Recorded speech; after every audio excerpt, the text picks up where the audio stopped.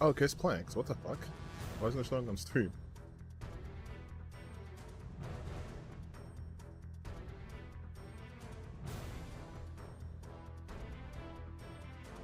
Okay, whatever.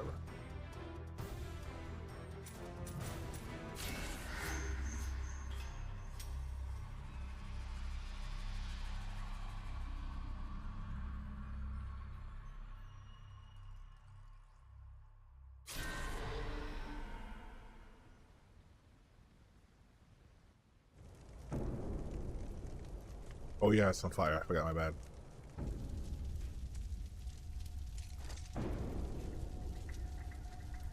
Genshin.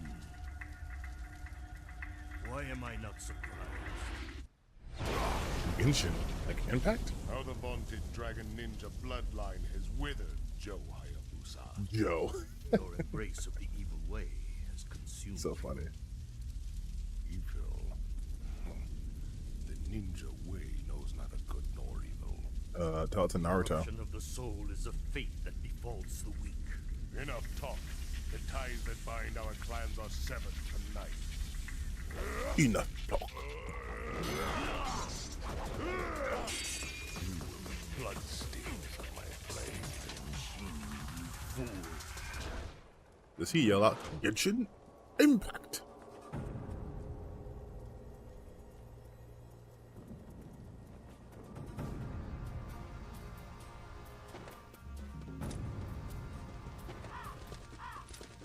Uh-oh.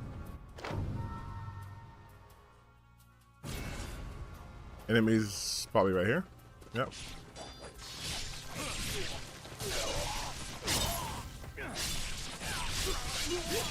He's gonna drop.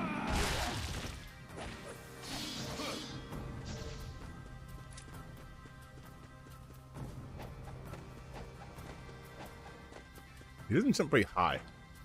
Like, eh?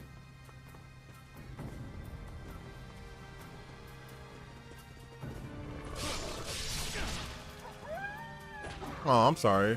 You were definitely gonna kill me. You have a sword. What the fuck? Okay, I'm not sorry anymore. Why do they have fucking weapons? Here you are. Okay.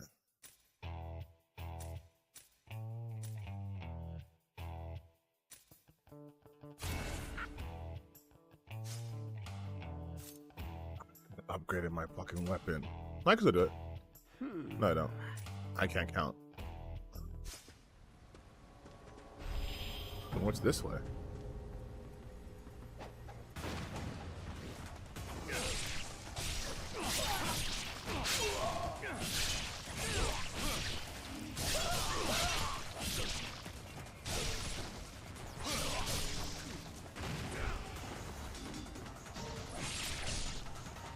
Okay, okay. Relax.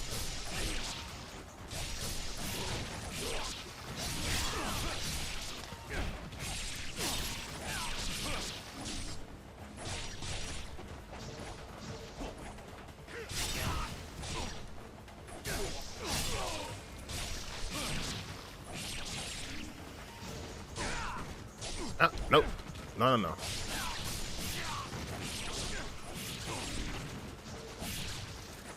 I forgot which ninja I was for like a hot minute.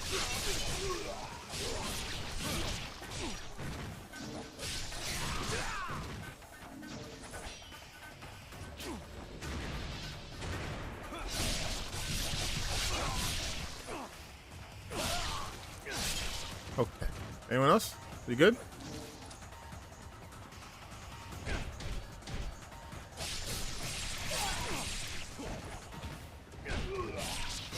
Okay, we're good. I don't know why I thought I'd do that.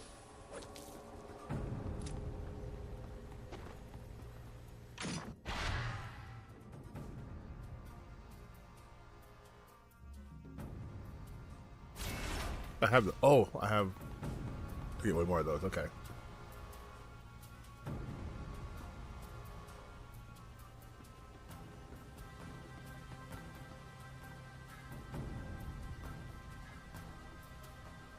Oh, blood's gone. Oh, the blood's disappearing.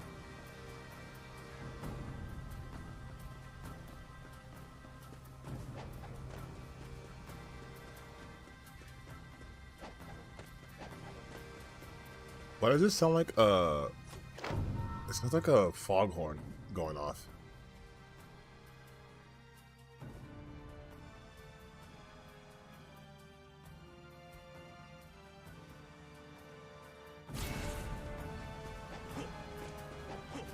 Oh shit.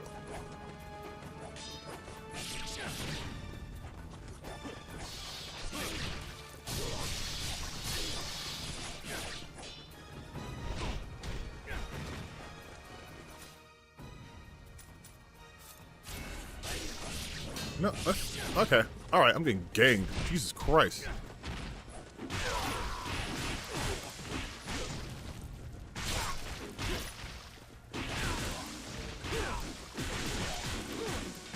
There we go. You didn't like that too much, did you? Did you? Nah.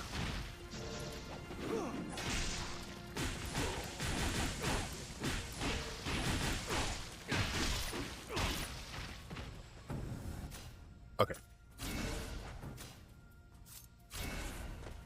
Just had to let them know. Let them know who I was. Oh, is it? Okay, open the door, right? This one? No.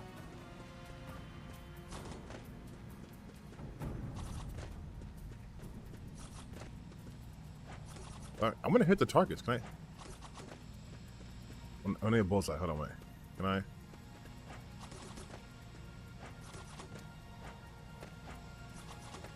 Oh, okay.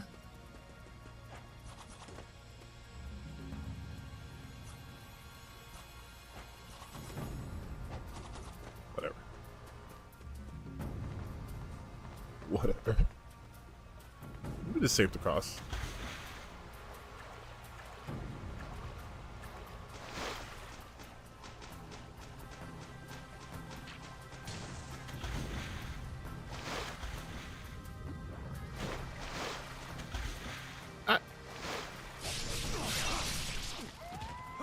No. Something tells me I'm missing something under the water. Yeah, what's that up there? Right here.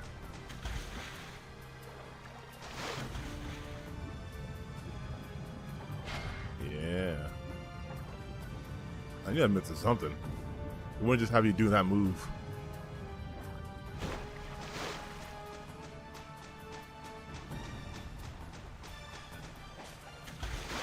He looks like he's walking with shit in his pants. But I guess he can't look that cool walking against water, which is impossible.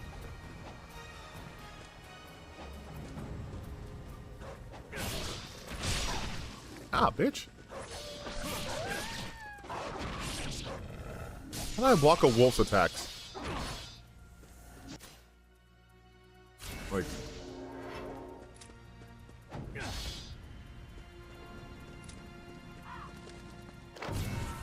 Well, I know what that said. Well, we got a save point here. Which means we probably got a fight up ahead.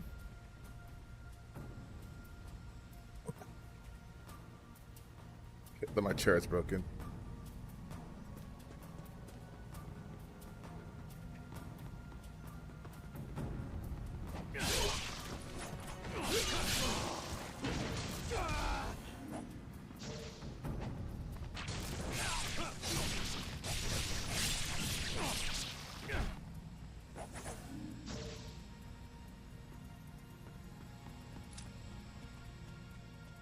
Cutter. Nice.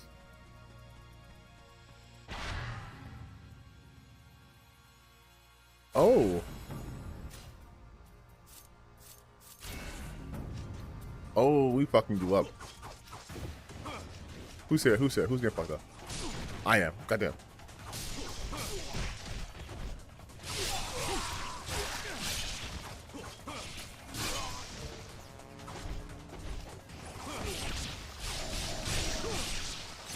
Ooh, okay, Wolverine.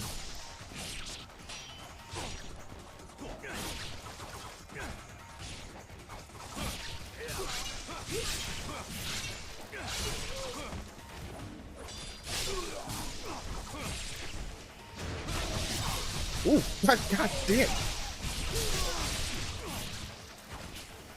Ooh, that's nasty.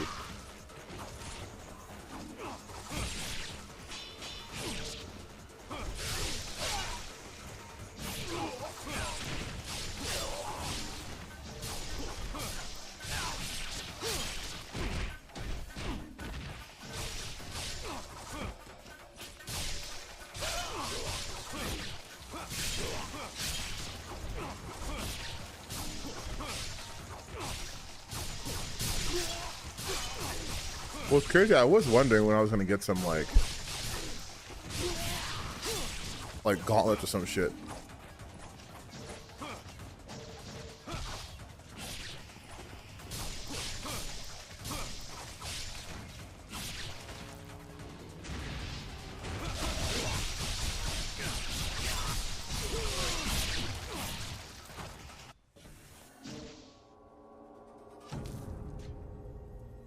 Fucking sick.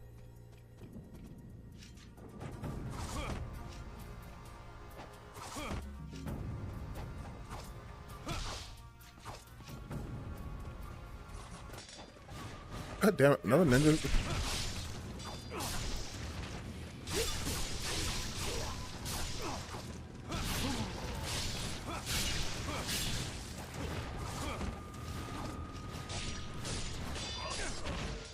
Okay.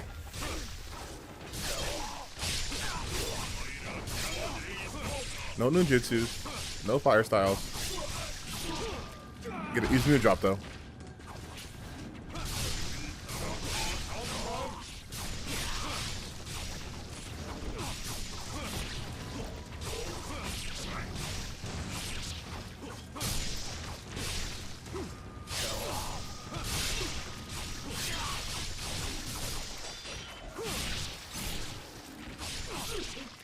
Oh, wait, no, it's crashing.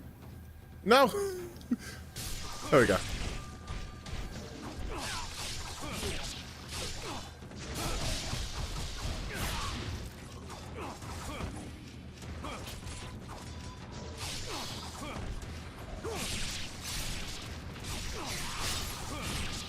Wait, you're going for the wrong person, Ryu.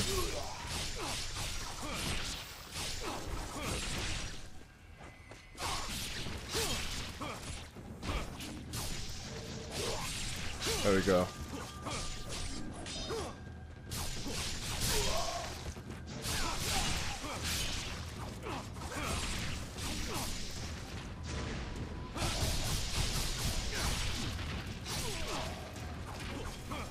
Okay. Are we good? We got a system? I've been doing this for the longest time. After pressing XY, it lets enemy uses chance to attack them while airborne. Pressing Y will suck them to a vortex. This is the essence of the Uzuna job. XY, XXXY. I mean, that's pretty easy.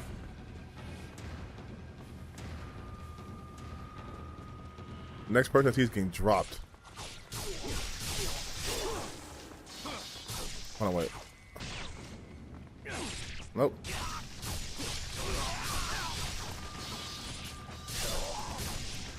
It's hard to do it. It's hard to do when on stairs. It's hard to do on stairs. I'll do it on the stairs. Nope. Nope. You're not getting off. You're not slick.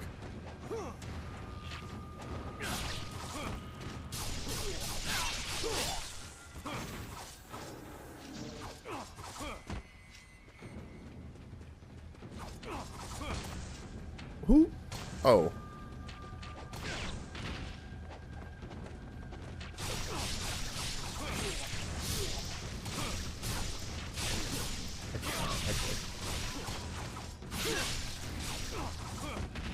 Okay, well, they're not surviving, so I can't do it on them. I'm killing too good. Wait, where are you? Right here.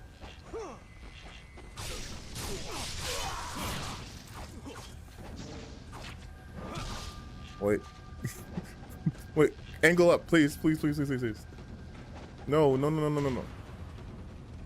Okay.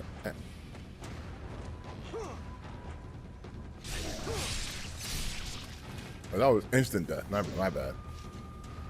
I'm too good.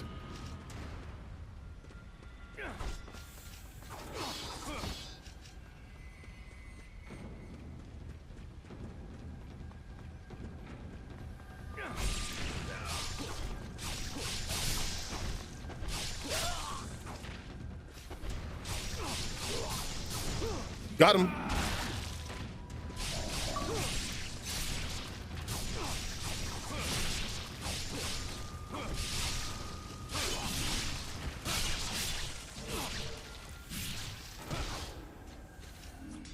No, heal. Heal and save. Ooh, what's down here?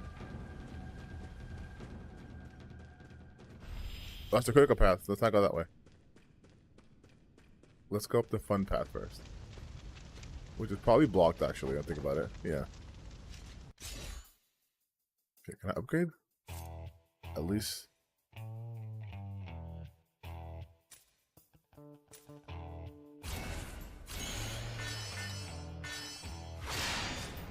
I'll do the spear eventually. I'll save right now, actually. There we go. Ryu Hayabusa, go save Joe Hayabusa. That's a ninja name.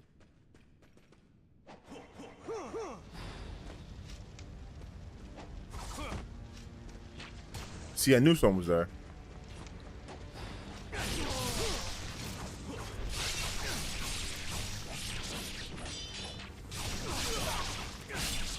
You're supposed to fly up with me, you bitch. Ow.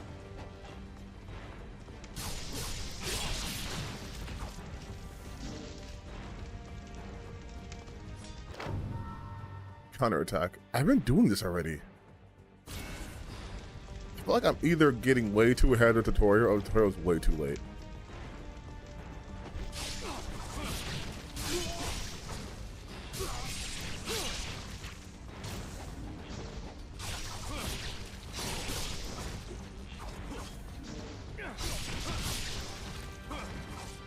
Two hits. Weak.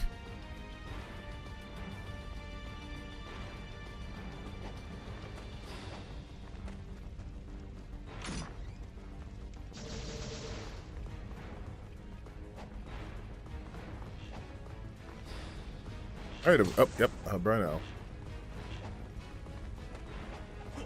No.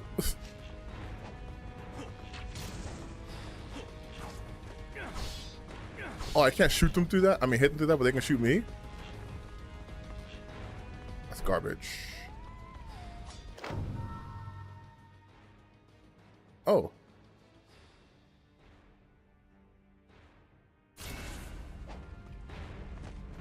I could have ran this whole time.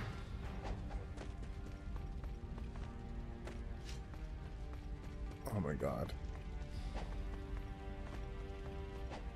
Let's press A to run, but A next.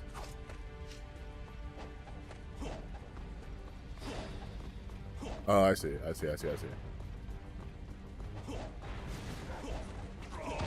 Bitch. Yo, these wolves are fucking me up.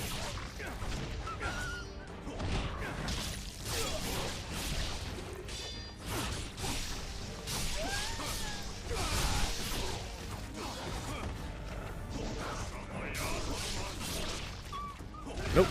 Get him. Use my drop. Come on.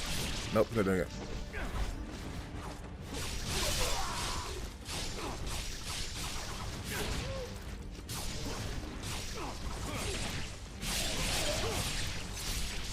I mean, I am really fucking them up. So that's nice. Get out. Stop doing that.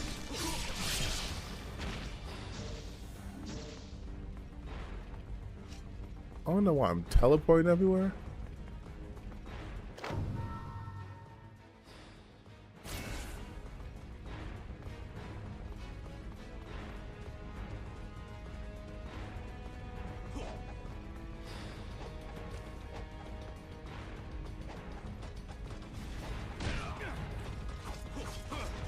You shouldn't tell me I could just toss people around.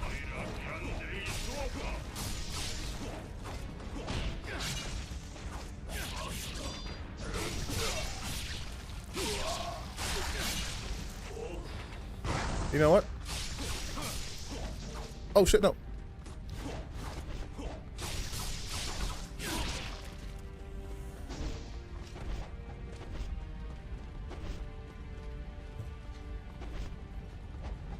I wanted to throw that guy off building.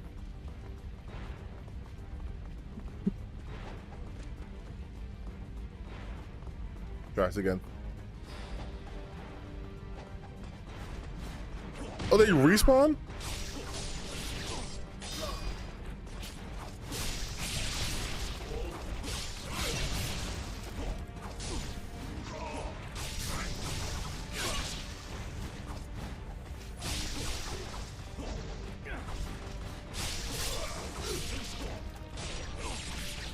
Okay, you know what?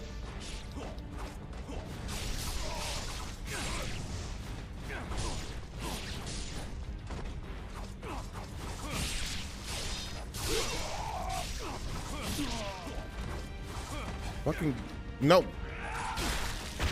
Okay, fine. His lower half are still alive. This the re-release? This is the remake. It's not a remaster, it's a fully remake in Unreal Engine 5. So there are some definite hiccups, but I go down a hole. Oh shit, but it's still pretty fun. As you can see, I am fucking up their day.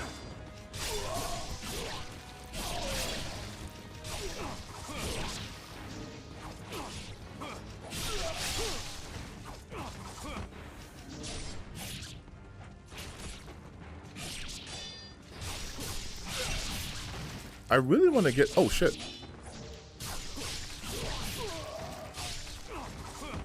I really want to really get good at using the job. Someone's alive still, yep. Because it's this, but it's so hard to get. Because I feel like I knock him up and the combo is completely different. Oh, take one.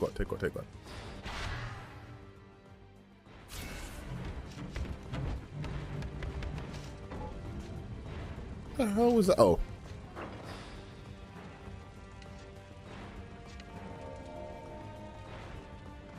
Oh, who's the boss fight here?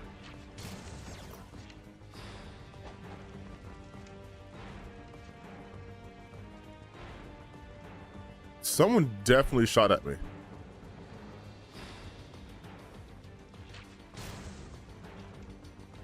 Oh, here you are.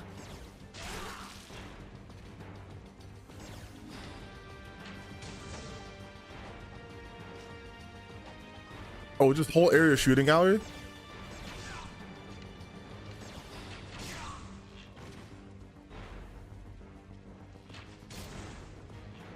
Wait, where was that from? Okay, this side. Oh, here.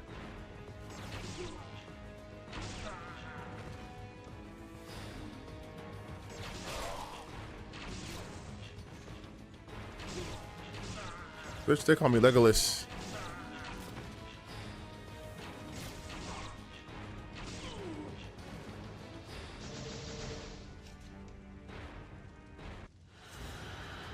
Oh, you again.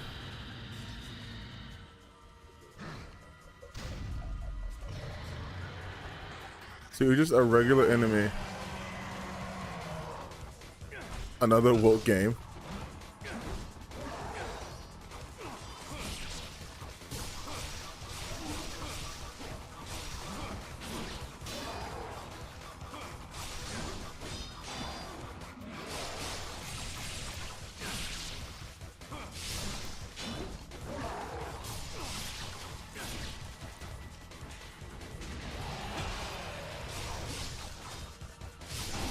You bitch. You bitch.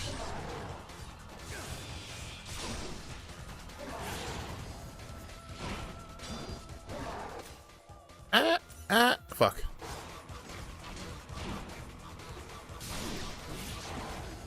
Fuck me. Another woke game. I should stay woke so I won't get fucking snuck up again like I did last time.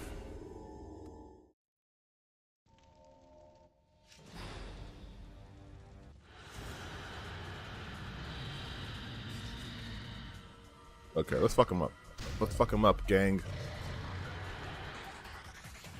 I keep forgetting I have fucking fire jutsu, so I can just...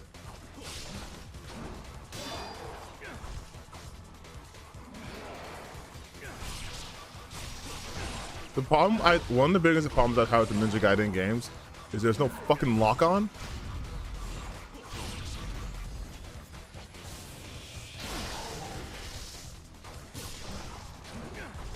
But I can't even combo this asshole because I can't lock onto him.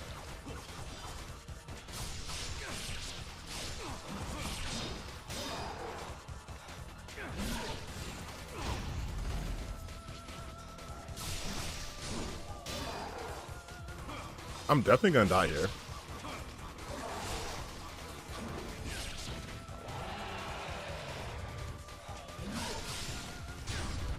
God damn it.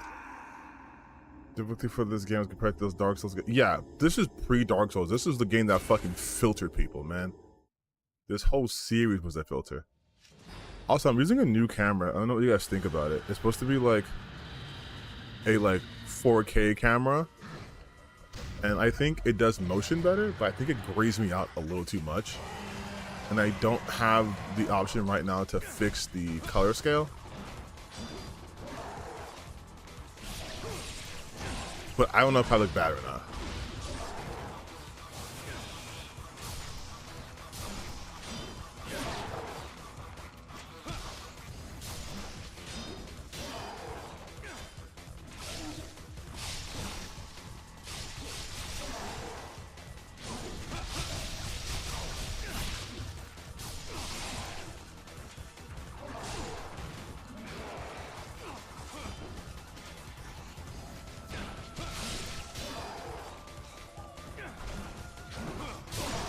Damn it. I guess my brain is like, yeah, this is Dark Souls like, but because it's so much quicker, I'm not doing my Dark Souls timing.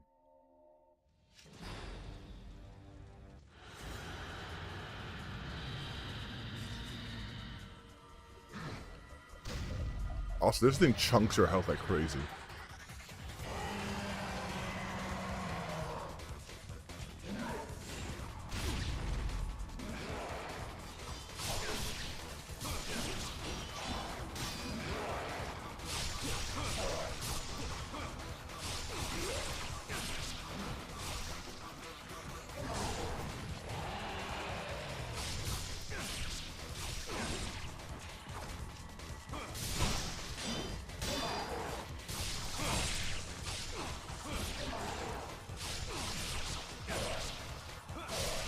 Yeah, I think I figured it out. I think I figured them out.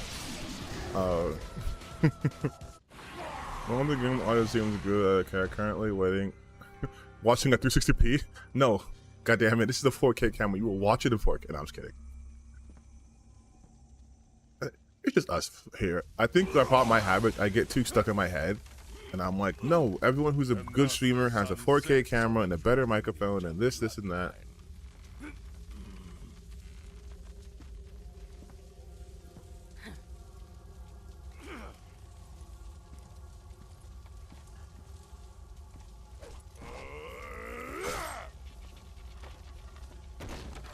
Okay, that was extra. Oh, okay, that's why he did that.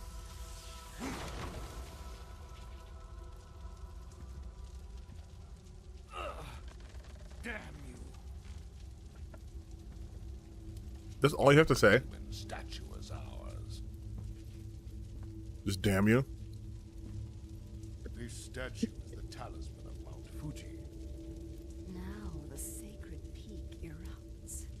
Not innuendo. Gates of the underworld are open. Now the sacred peaks you up. Fiends are unleashed.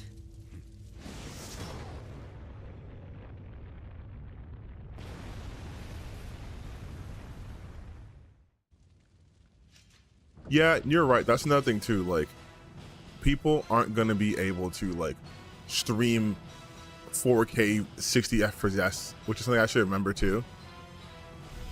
But I guess again, like I said, I'm too caught in my own head. Like, part of me is like, I'm just a regular guy, you know.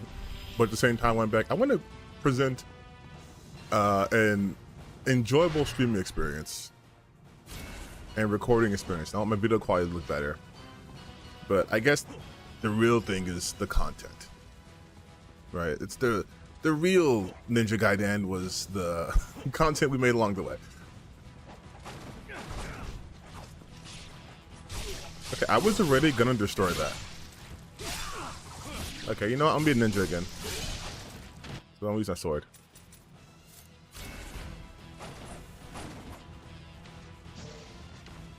How dare you appear at the save point? Evil.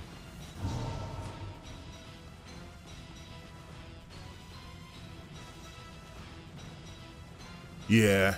One of the things though, since I've been doing content creation for like way longer than I probably should have been doing, I've been obsessed with audio quality. Like, I want my shit to sound good. And I hear people have like those Shure mics and it sounds so much better than what I have. So I want it.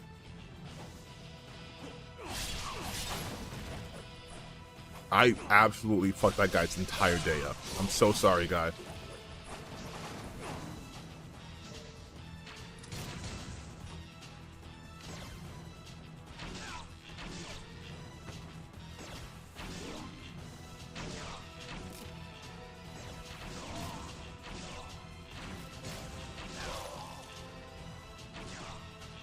There we go.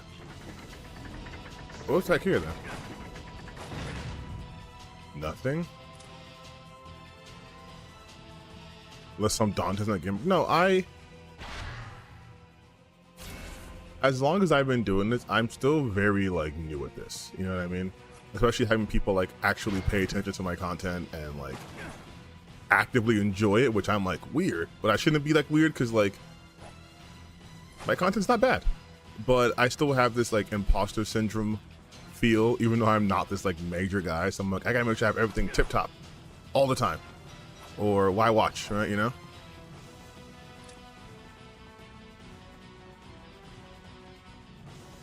But I think that's a lot of just creatives in general. It is that constant insecurity of not being sure of yourself, like if you're doing things right or not.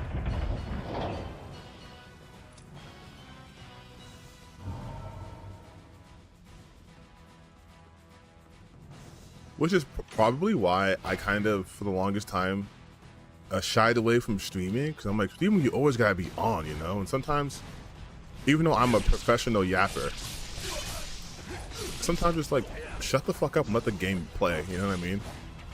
Let the game breathe.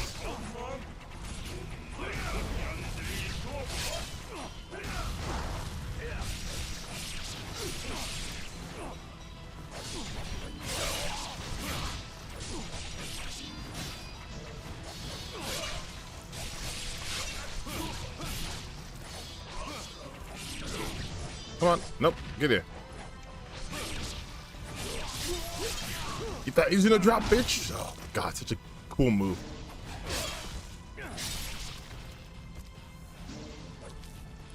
Yeah, I have my ups and downs. Like there's days I'm just like, whatever. But then there's days where I'm just like, no, not whatever. Do your best. Gambate, you know?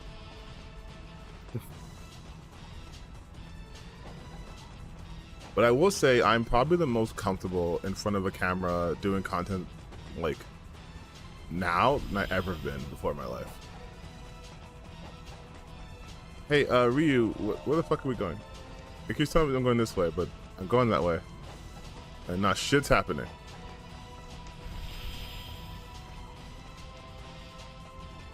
Trying to cinch the right path here.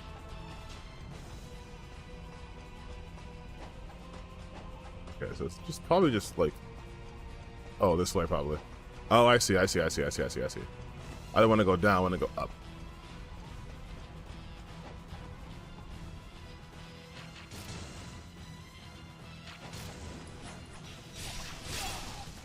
But I am definitely one of those streamers where it's just like, I want to let the game breathe a lot, so I'll be like quiet. I'll just lock in. Oh, got the beats. I want to see if it'll calm me a bit.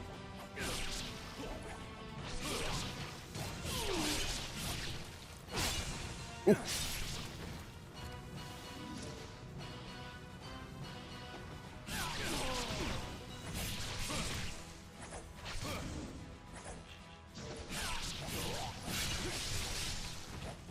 Fuck is up, Chief?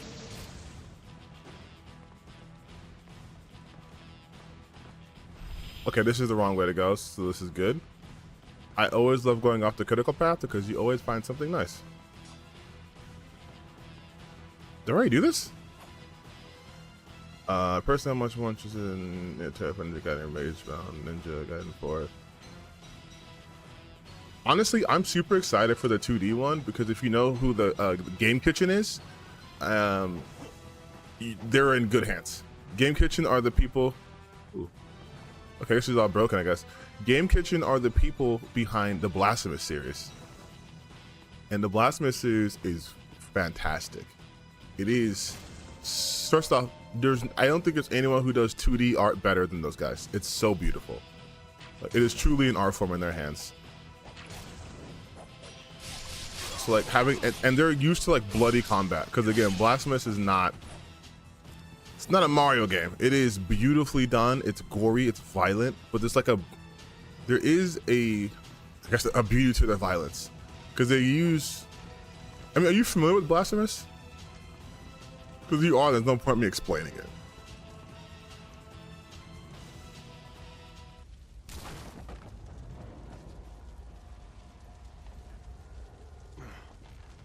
Damn, Dad, you still hanging on? Father.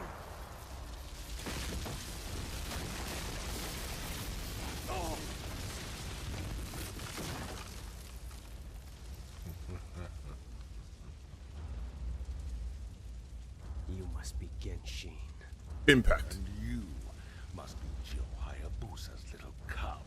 It is said that a dragon ninja would die to protect the demon statue. You seem eager to Also, duty. Ryu, can you leak the routine? Like, look at his arms, bro. Now, Elizabeth, you must keep your word. Stop! True, I get you. But you know, I will say, I think, Your death will atone for generations of hate. oh, this feels like a scripted loss right here. But it feels like they're trying to do a little bit both, a return to form, but also like, here's something that OGs will like. Although I will say, I guess most people probably haven't played original Ninja Gaiden. So this would be the best group to modernize it.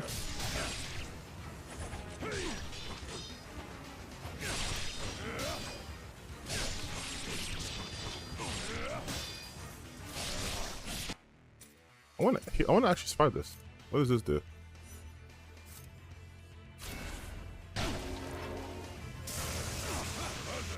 Nope. Oh shit.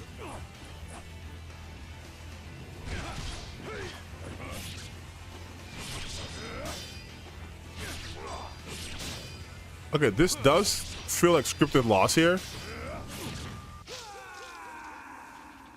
And it's not. I'm just bad. Okay. All right. Cool.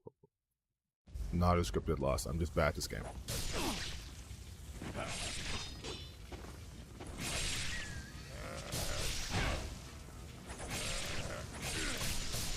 Get using the job, bitch.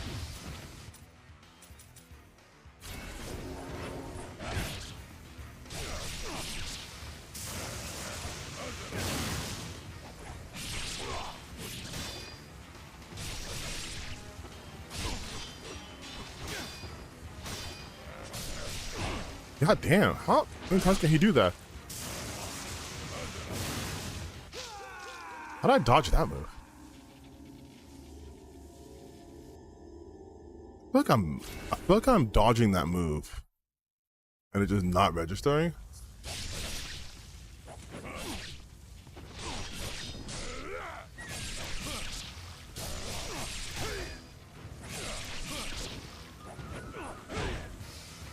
You know, I'm being too aggressive.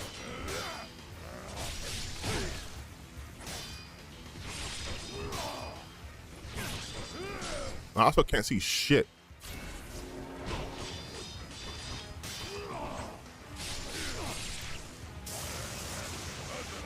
God damn.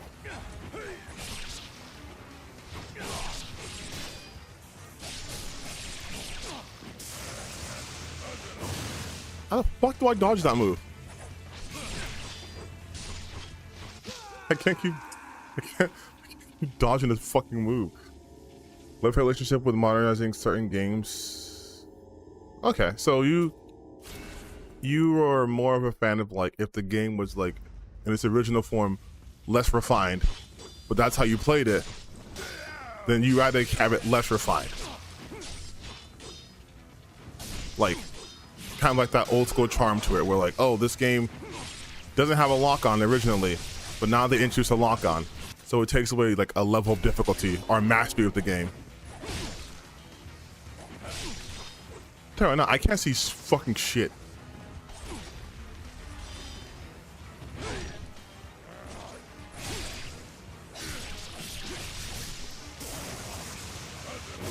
I truly don't know how to dodge that.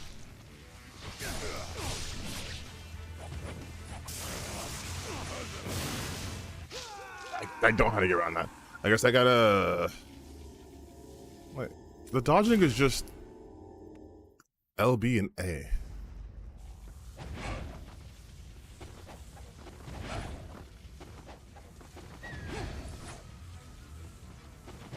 Okay, he's just...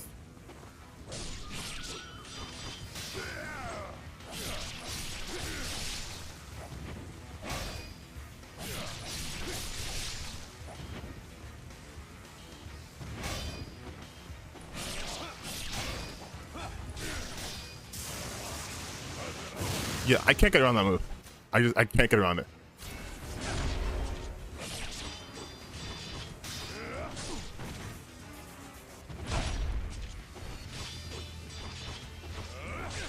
God damn it.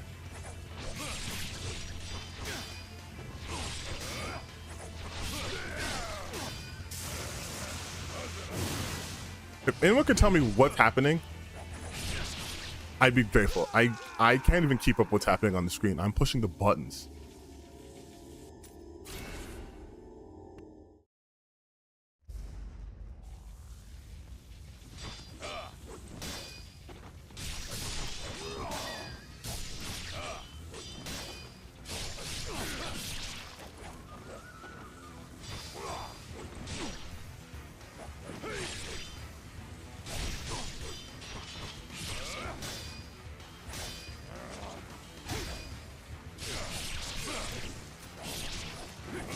Because I think I can only really attack him when I have counter hits.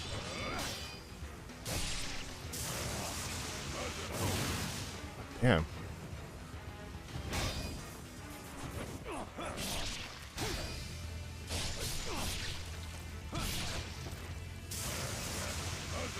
You can't block that. Okay.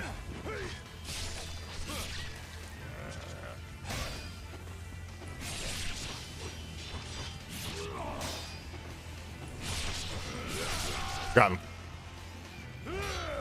How to explain what these will limited character buff pack and never generate this. What I mean is that certain games designed from the past isn't bad, but they stand it's just different. No, I understand what you're talking about.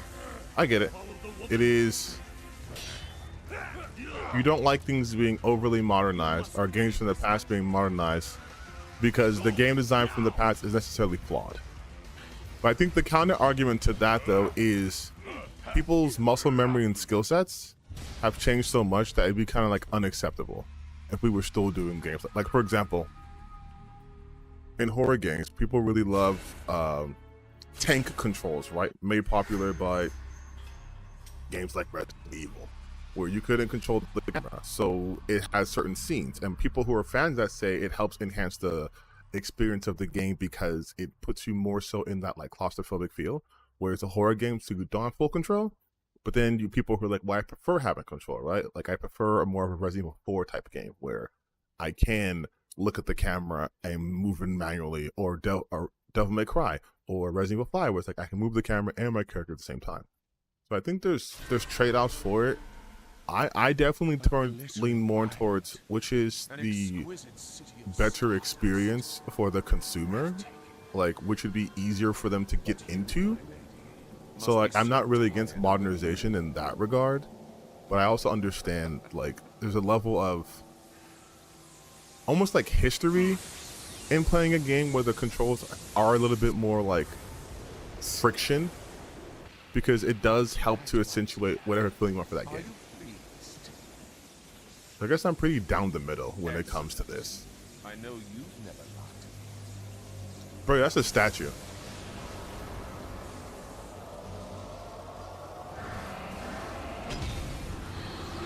You're making out with the statue.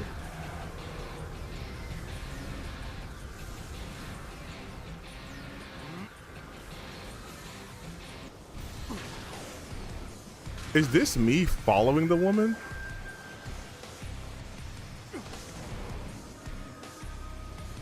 Okay, well that's just cool as shit.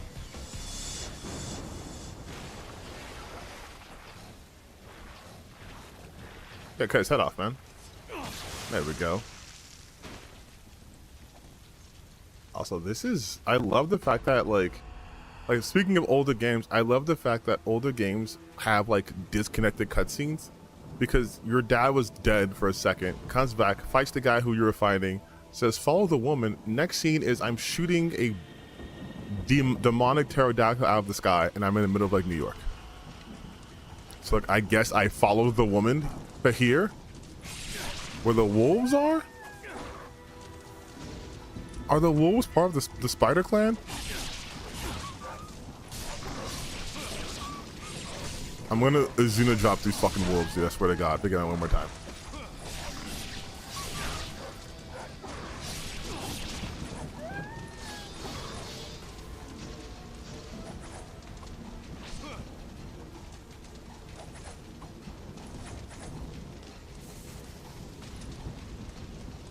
Guess I'm a bit more on preserving the artistic philosophy of the game design and not watering down to take a appealing to it.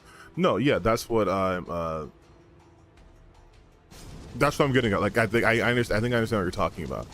Like I was saying before, it is sort of like a preservation of the artistry of that time, right? Oh shit, that's cool.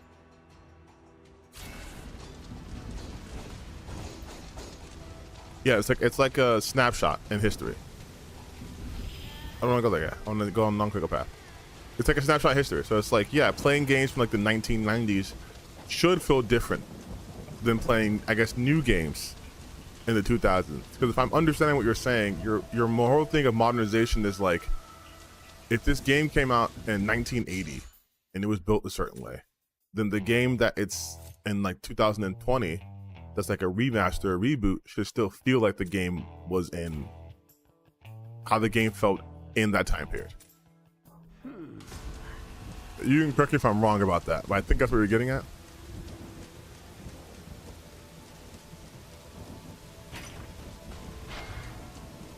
Herb. I heard something. Spiders? Bats.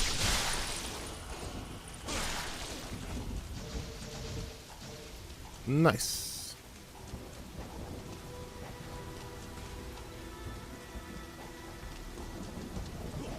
Bats again.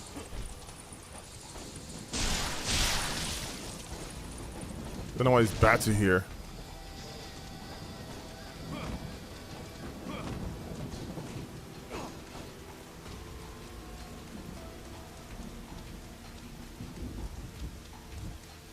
Okay, fine. I guess we'll go the critical path.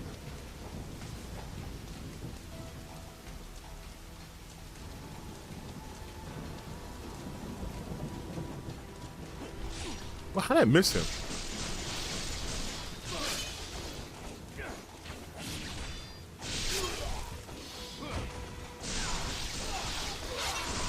Ooh, Jesus Christ.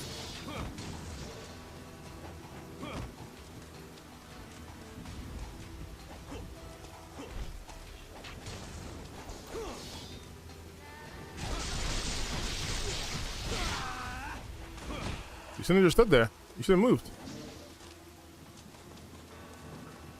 Wait. Is there anything down here? What the hell?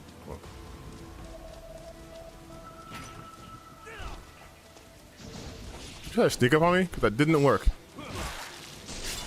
You're not here, no head.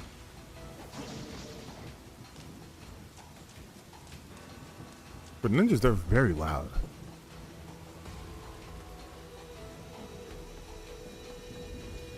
I forget I can move the camera.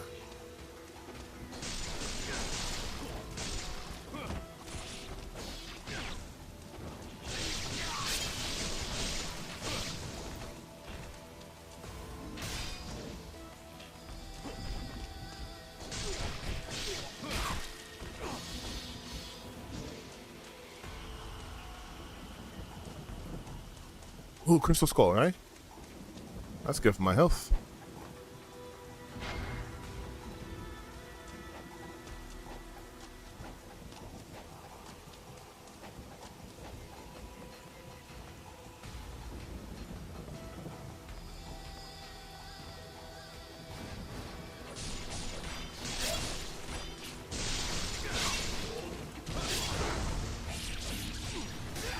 You know what? I can just throw you.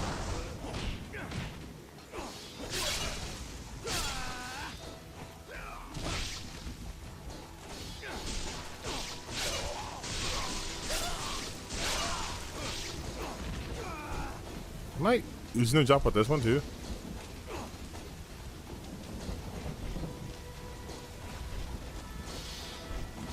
Yeah, I can try that. This is XY.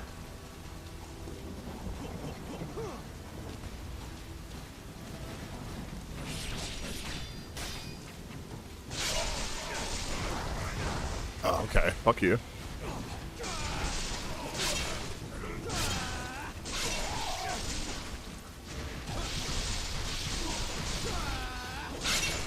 There you go. Okay, you're gonna get losing the job. Not the job I was expecting, but still valid.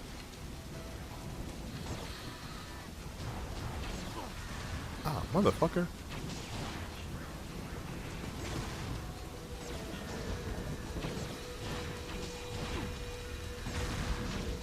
Come on. There you go. Okay, I am gonna switch to the back to Dragon Sword. The sword's just cooler. Just a cooler thing.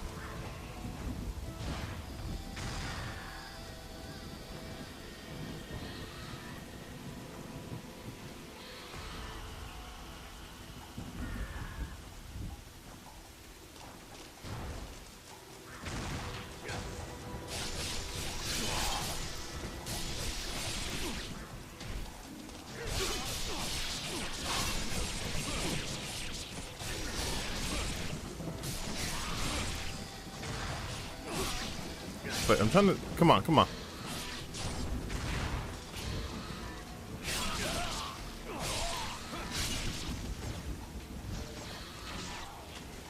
Annoying. Absolutely annoying.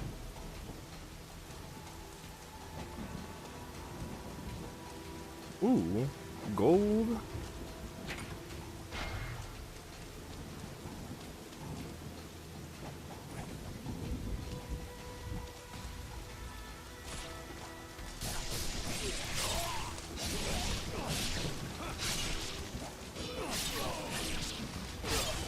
Okay, come on.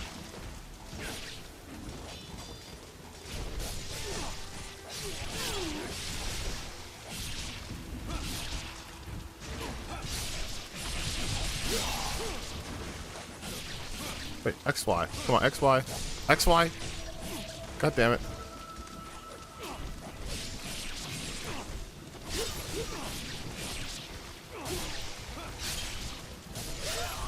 I feel like there's an input delay that I'm not mastering here.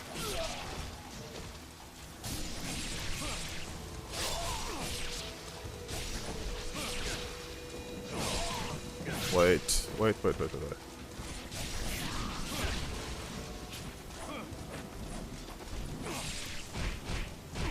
Hold on, bitch.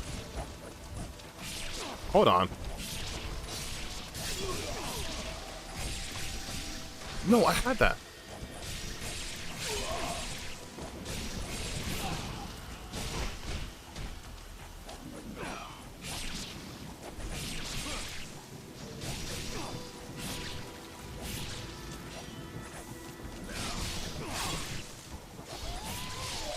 There we go, bitch.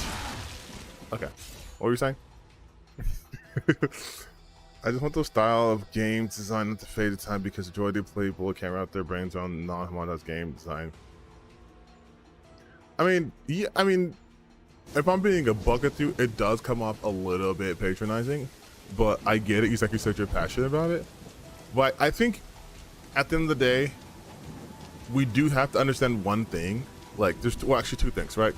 Nostalgia and also limitations of previous systems. Like, a lot of people who made the original games are still around to make the remasters and the remakes. And for them, they never got to fully actualize their true intent with the game because of technological limitations. So, like, for some games, it works. Like, biggest example, Silent Hill. Silent Hill having a really bad draw distance is why you have the fog, right? So when the remaster came out, or say the remake came out, a lot of people's fears, aside from the fact that it was done by Bloober Team, which does not have a great track record when it comes to dealing with heavy subject matter, is that they would somehow fuck up Silent Hill by making it like too pretty and too clean and too proper, which luckily they didn't do. But there are also game developers who were like, hey, our first time around when we made this game, we were really limited and we couldn't institute what we wanted to institute, so we had to do shortcuts. But now we don't have that limitation. So here's our true vision of the game.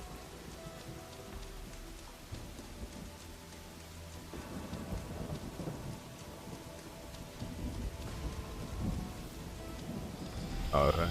And honestly, like, just as we move towards, towards progress in society, people's expectations change. Like I was saying before, it's not going to be really acceptable to have a game, for example, that is brutally hard, like our old school arcade games, because old school arcade games were designed to steal your coins. You bought this game to play it. You already own it. You don't have your coin stolen. So you have to adjust how they made games from then. But there will always still be those old developers who were like, nope, I like the old hardness of the like early 90s games, and they'll keep doing that, especially in the indie scene. So I don't think you'll ever have to worry about that style going away.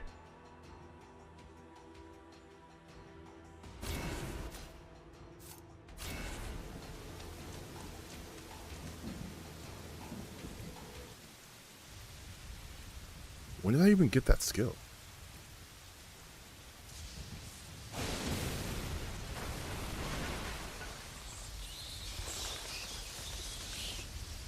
Uh-oh.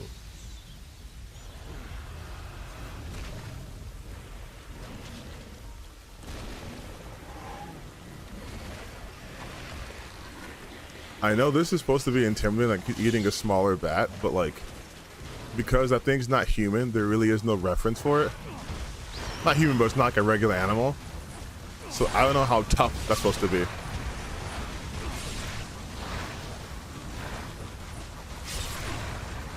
Why am I moving so slow? Is it because of the fire beat? Is it because of the fucking Phoenix fire?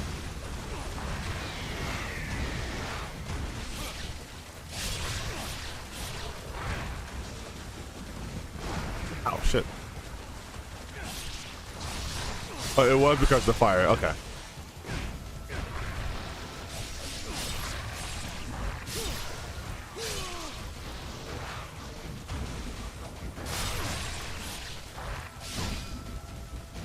I think it might be too big to do the Uzna drop on.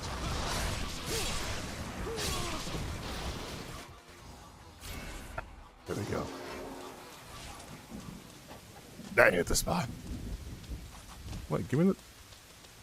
Can we... There we go. Thanks. Okay, I knew that. I was just thought it was important.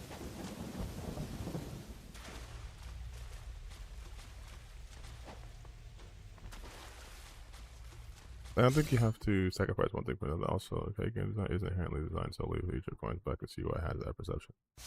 Well, I mean, like,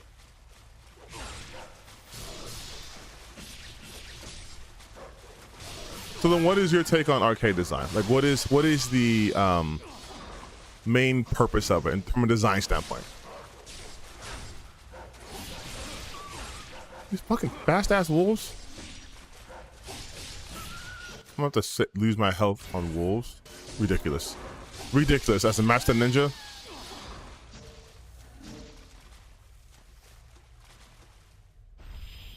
Okay, go this way then. Because the way I look at arcade machines, it's like, I think it makes sense for it to be designed to, like, we want you to keep you playing as long as possible, so we want your money too. So here you can like clear a level in arcade in like an hour, but it's gonna be the toughest hour of your life because we're not gonna make it easy on you.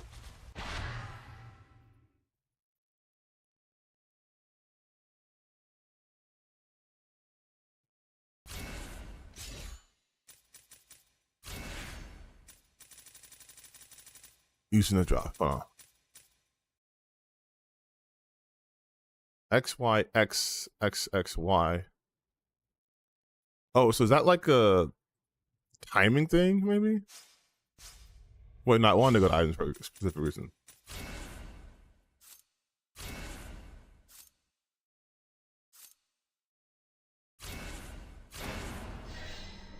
Ninpo. Ninpo. No, I wanted to go faster and I got impatient. Okay, climb up the thing.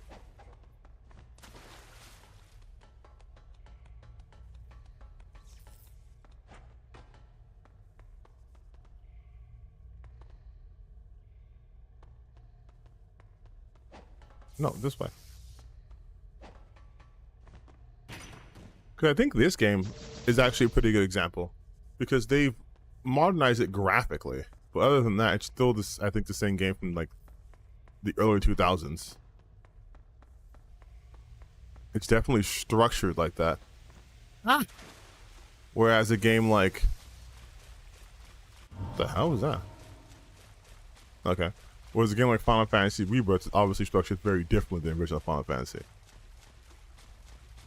Which I gotta play. It's on PC now. I downloaded it, but I haven't installed it yet. I think once I beat Ninja Gaiden, I'll install it. Cause I don't have that much space on my hard drive.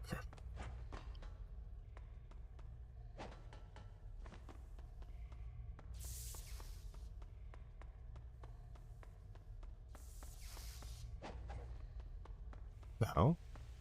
Yeah, definitely has that old camera jank. Why does it keep doing that? Am I going the wrong way? Is that why? You're trying to tell me the wrong way? No, I'm going that way.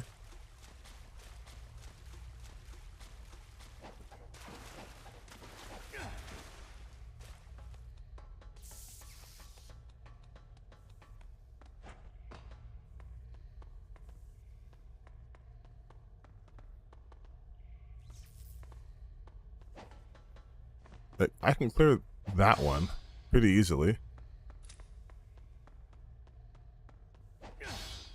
But something with this one, it just won't let me do it. Is it because of the water?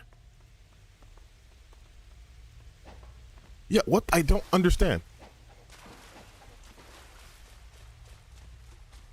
I'm doing the same movement like that, and it's just not working. You know, I'm just gonna push Y and jump across it. I'm gonna just like this. Not like that. See, but here you have friction with the controls, so it's part of the game. What makes the game hard?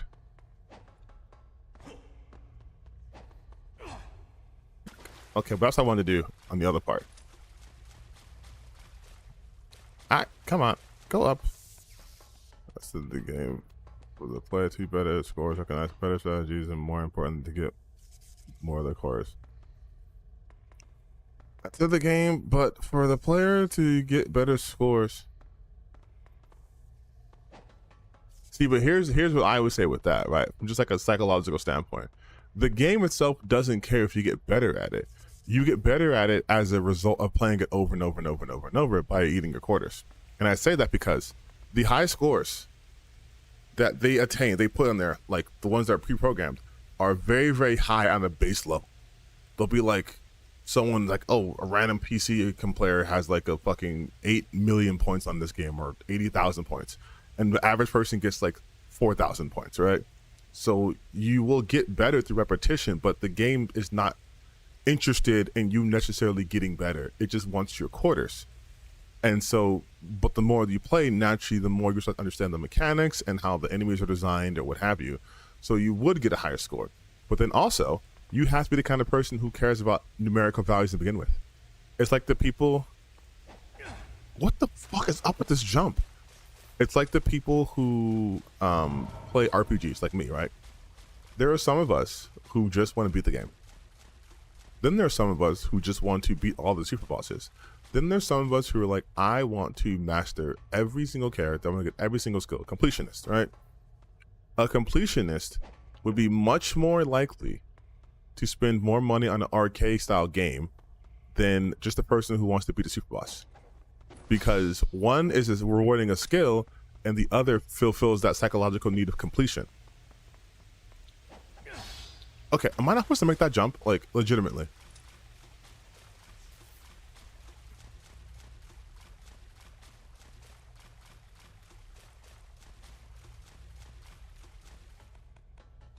Because then, for example, a game like Dark Souls, right?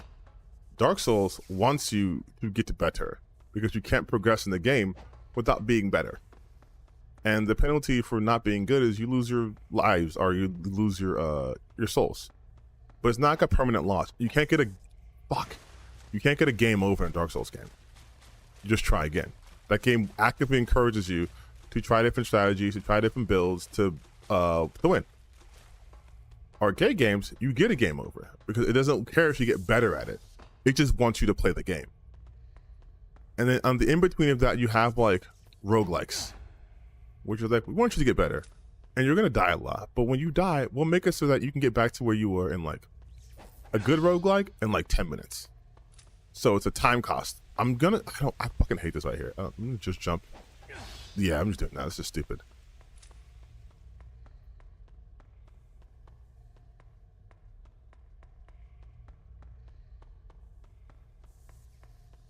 I don't know why I did this.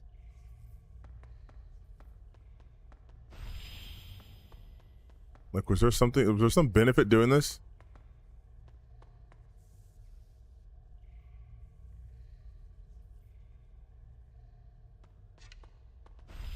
Oh, that one. Okay, I see. No. Oh, damn it. But then again, I could be wrong. That the machine is recorded in order for the player to continue if they die for the game design itself.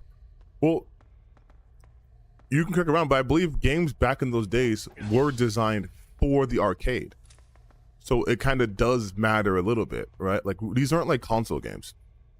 Because when arcade games got switched to a console, they still kept the arcade mechanic, but it was just that there was no longer... God, that hurts. There was no longer coins to take. It was you had it in your house.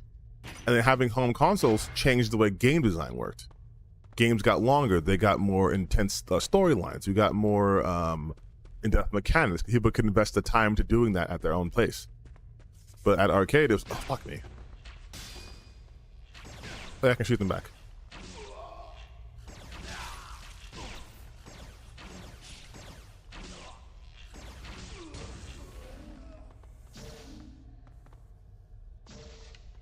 Okay, I see.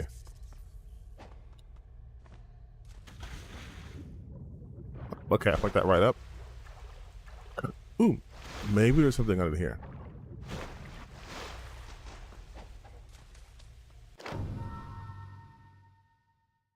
Running on the walls, press A to jump, and then hold left stick to roll along the wall.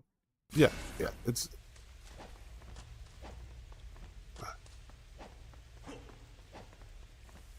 Hold down. Oh, hold down? Like...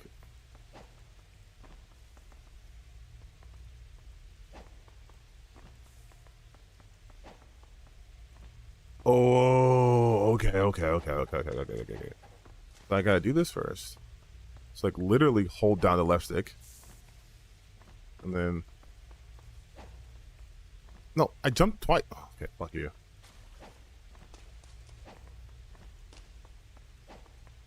Okay. Hold down left stick and press A with the right time for continuous. Oh, so if I go, wait, move, wait, hold on. Like,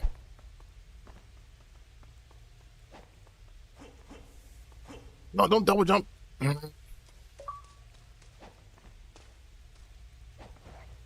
Oh my God, Ryu, come on. Oh.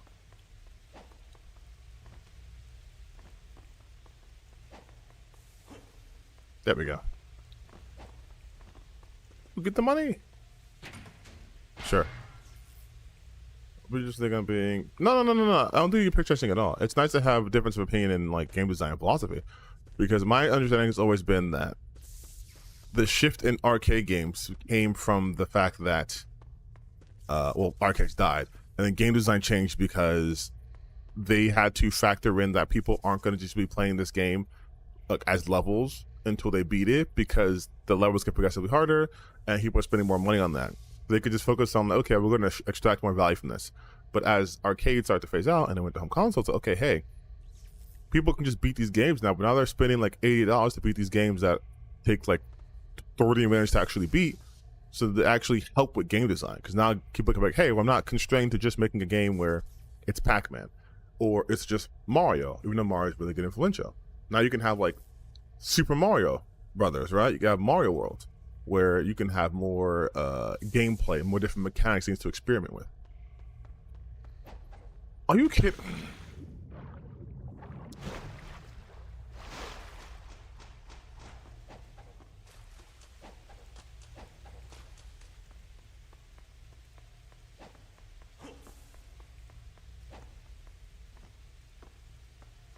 This is so much harder than it looks.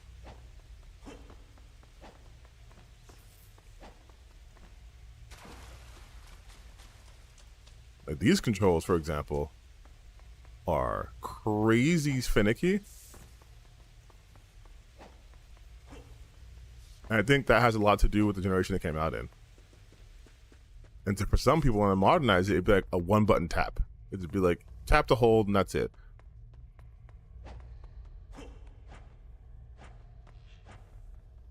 There we go.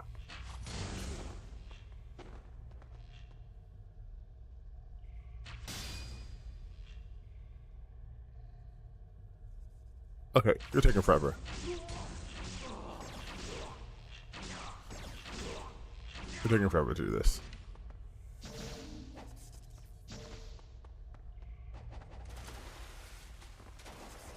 Oh, Jesus Christ.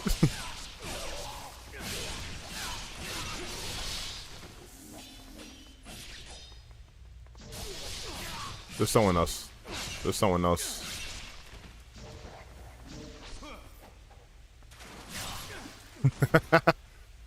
You should have stayed up there. But yeah, man, that's what I think. I just don't want to be the school of thought with game design philosophy to be left in the past for the sake of appealing to most people. It's a far from yeah. But I was saying before, though, look at look at it like movies, right? Because there is a pretty strong link between video games and movies. There are movies that are being made for the masses, popcorn films, right? Blockbusters. Those are made to appeal to the largest majority of people. So they'll sanitize some things, they'll take the edges off of things, they'll simplify messages. And those movies have always existed, right? But so have films that are like art house or indie or are more character driven ones. And they may not be as financially popular as like a superhero movie, right? Like Everywhere, Everything, All at Once isn't beating a Marvel movie in numbers, right? It's just not. But Everywhere, Everything, All at Once, Everything All at Once is allowed to exist. Because filmmakers still get to make movies that have to do more about, again, character explorations, themes. You have movies like Parasite, shows like Squid Games. We also have shows like Stranger Things. So I look at video games like that, like, yeah, we're going to have... Oh, shit, God damn it. Like, yeah, we're going to have the games that are made for modern audiences. We're going to have the more modernized games. I play a lot of those games. But we're also going to have games like, Dark Souls, Elden Ring, You're gonna have games where it's gonna bust your balls. You're gonna have games where the difficulty is like this in the 90s, by design, right? And that's also acceptable. So I don't think we're gonna lose them as much. In fact, the indie scene, which gets bigger and bigger every year, is drop down. Is probably the one carrying the torch for lots of the older game designs. We're seeing the return of like boomer shooters, right? Like fast-paced first-person shooters with just explosions going through the as fast as you can, reminiscent of like old school Doom and Half-Life. Fucking goddamn it! So I just think that's always going to be the thing. Like, we're never going to truly get away from old school game design, no matter what. And we still do point and click games.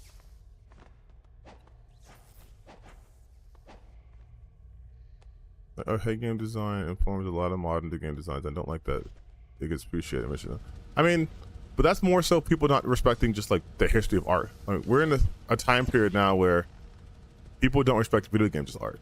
You know, that's where we're having this problem with consumerism, where stop double jumping, where everyone wants every game to be for them, right? They want all the games to be big gooner games with big titty women and all that stuff too, because they just look at games as just something to consume rather than a piece of art, which I always view games as art. It's an expression.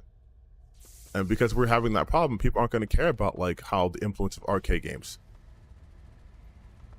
Like, you look at because even the current Doom games are very arcadey, very arcadey. Doom Eternal, you can't like reload except you kill these enemies, so they have this loop and they have these bright colors dropping and you're moving around at super crazy speeds. Like, that's very arcadey like.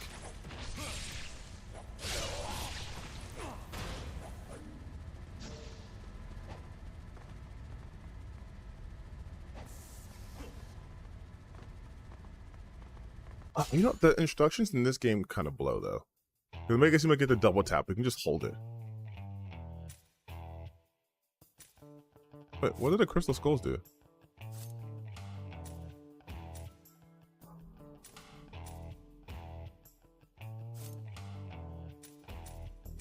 Okay, let me level up that. I promised I'd level that up. You know, I'll use the pole. I'll do some pole work.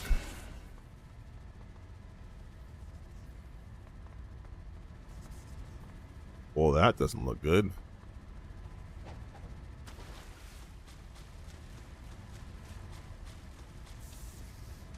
Who do I gotta fight to open this shit up?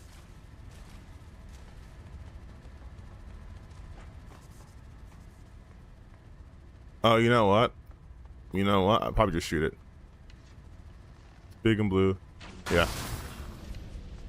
Ow!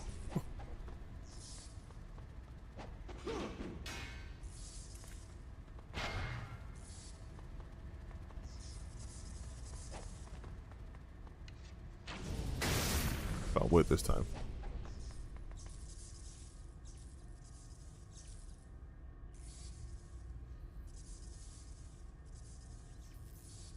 Not hitting center. No, yeah, I figured it out. I figured it out. It's big and blue and glowy.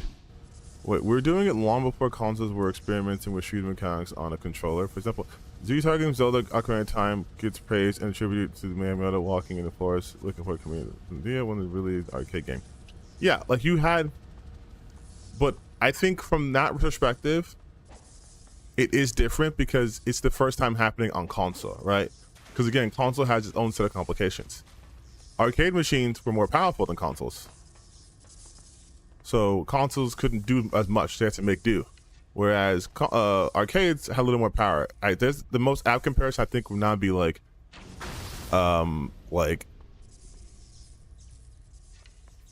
Sega Saturn compared to like Nintendo Super Nintendo, right? Where it's like there are, hold on, really too far? There are, what the fuck? There are differences in there to the point where you could do more effectively with the bigger console. So like the arcades are giant consoles, you could do more. At home games though, it's like, how are you going to do this with a controller? Because again, arcade sticks were bigger. You could so I'm trying to do things at once right now. You could essentially do more. You had games where you had guns, you know, and you could lock on and shoot. That's different kind of technology than you had at home. And then Duck Hunt came out and changed it for home console. I feel like I should really just shoot this shit from right here.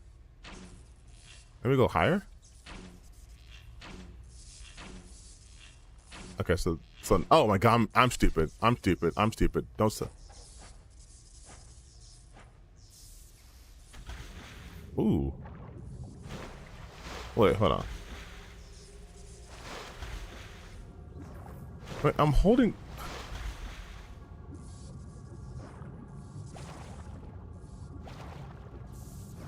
Oh, down?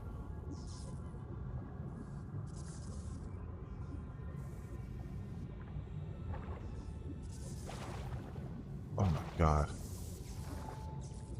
Okay, there we go. Now we're swimming.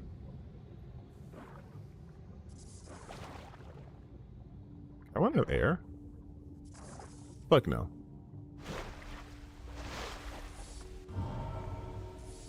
Before this slop, Race's Edge was better.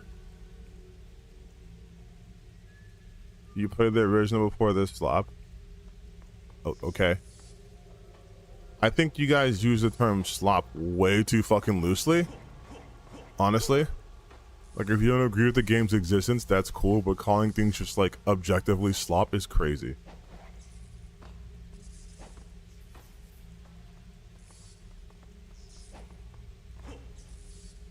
Ah, goddammit.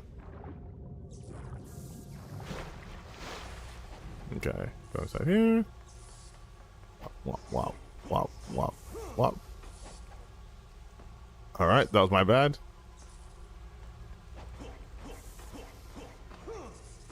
Alright. Ah. I keep double tapping. Hey, no. Go up.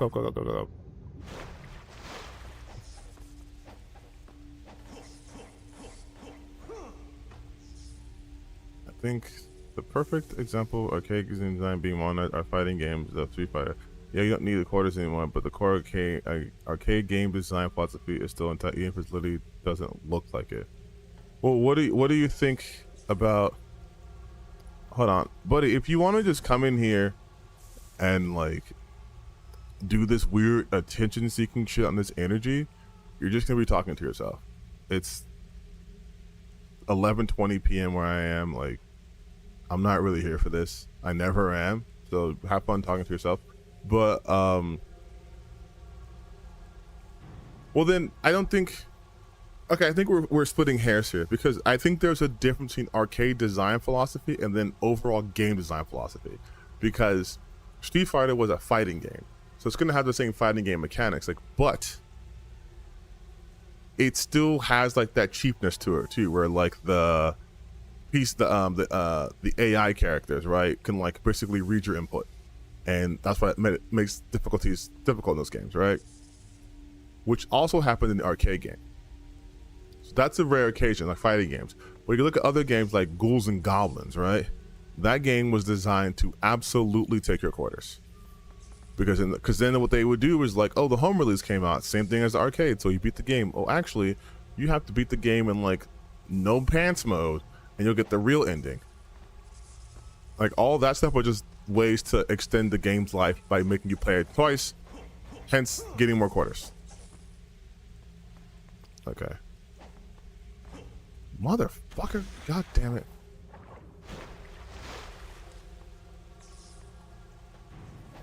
So I think there is a little bit of a difference there. Like, fighting games in general hold a very unique relationship with that, though. Because fighting games' goal is to make you better, and you will lose a lot. So that I understand, like, it worked in perfect arcades. But I think that's more of an example of synergy versus like one system predicated on the other, if that makes any sense.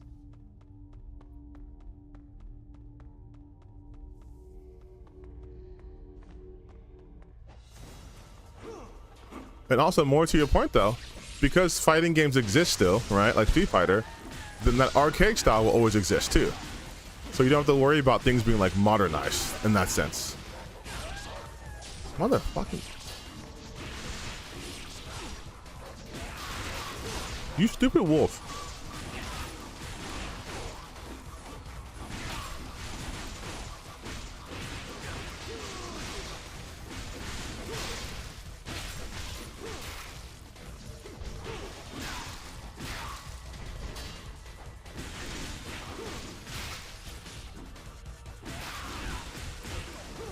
He's gonna drop.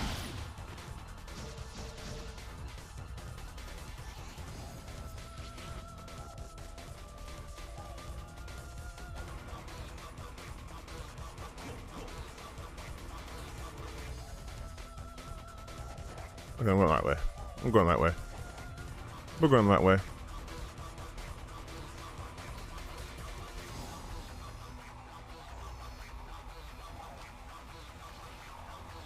Wait, why did it? Oh my god, it's sitting backwards. Did I not kill someone?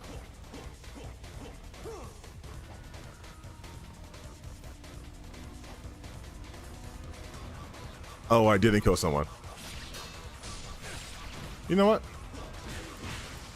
Can you swim? No. No, you can't.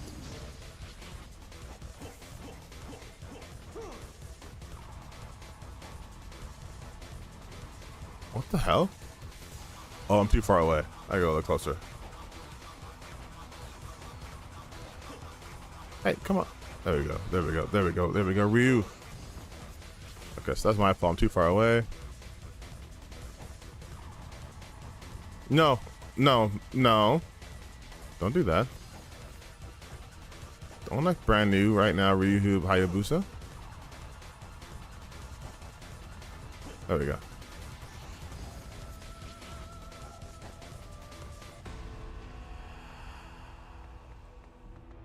Yeah, I went backwards. I know. I was holding the right bumper and disoriented me. Why am I so interested and passionate about arcade game design? Fair warning, he can come off as elitist sometimes, but he isn't. He's passionate and at least articulate to the point even if I don't always agree.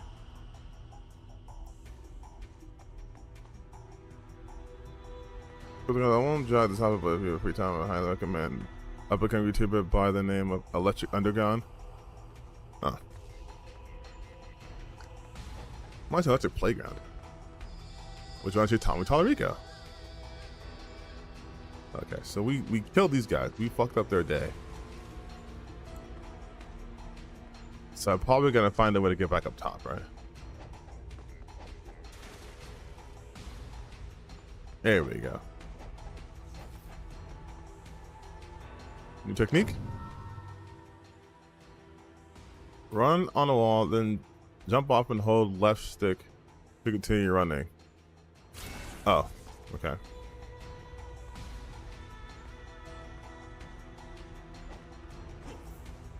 Nice. You found one of the crystal skulls? I found 5 of them. What do you mean one? I found fucking 5, bro.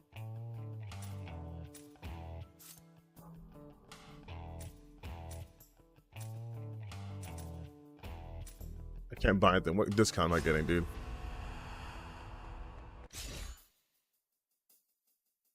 I have a 0% discount and I found 5 of the skulls. I don't understand the economy here, but okay.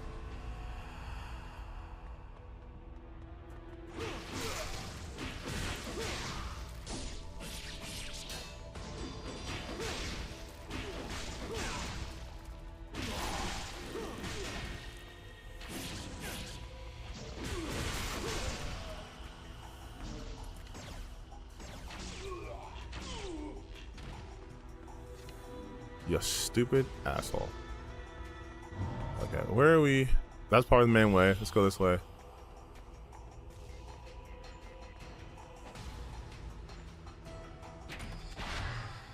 Hell yeah, life with the god, dude.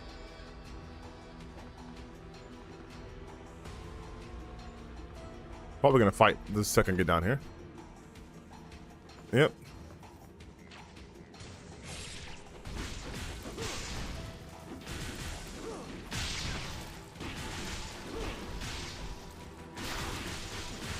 There's no drop.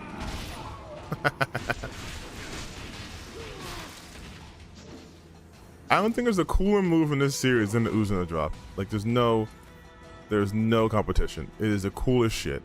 You just knock someone up and then pile drive them. Pile drive them. Wait, I can figure this out.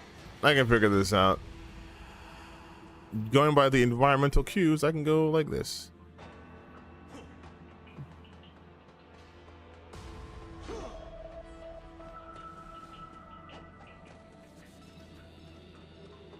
Other games videos on the Death Arcade game design and video and why scoring systems matter whenever you have free time. Oh shit. Hold on.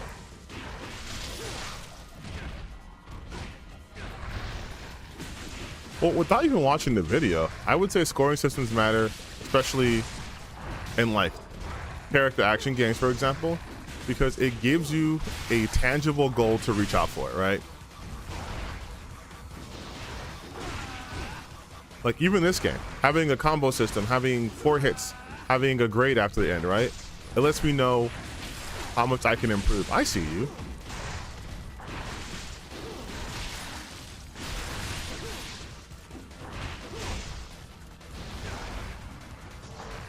Oh, 2 in a row. Okay, that's cool.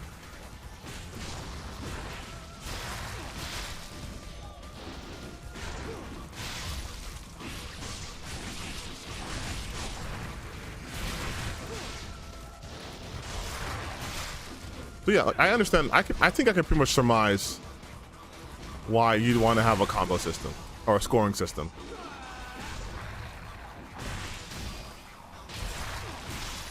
And like we're looking from more of like a psychological standpoint. It hits that itch of like dopamine hit, right? Where it's like, oh, I did really good. I got an A on this. Like, oh, I did so good that I got maximum grade on this or maximum points. And then the combo system kind of keeps you wanting like, hey, you know what, let me engage with this system more, because instead of just pushing X over and over and over and over, making a shitty grade, I can do X, Y, pause, Y, pause, cancel, animation cancel, and the game rewards me of my mastery of the game's combat mechanics. What the fuck is this? What the fuck is this?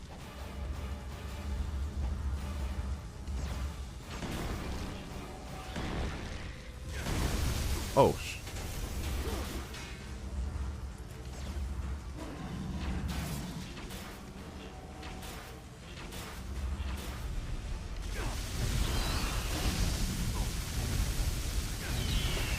okay, hi.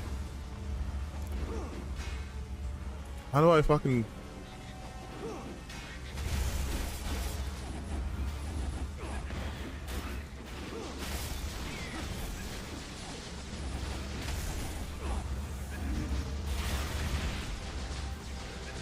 Are those gonna blow up? Yeah, okay.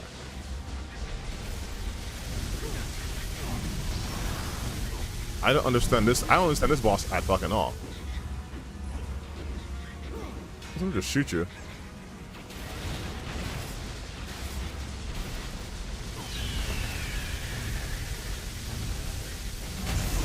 Ow. Can I fucking hit you like once on my weapon?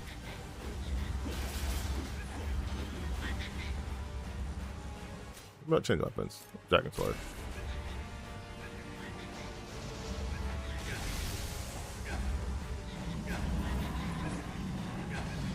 I thought I'm something wrong. Maybe there's something to do with those flying guys.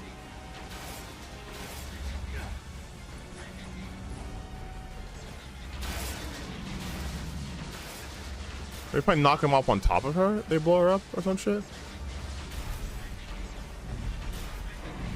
Nope. What the fuck was with that face?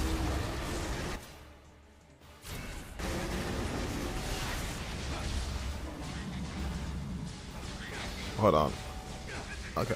It's fuck it, I'm just gonna shoot it. I'm just gonna shoot.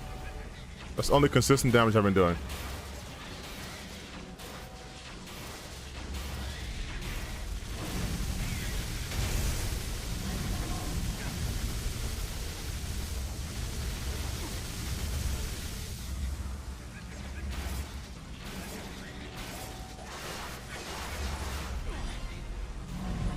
Nope. Move. Move. Oh, fuck me.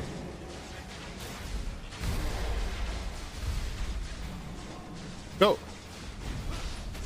Go.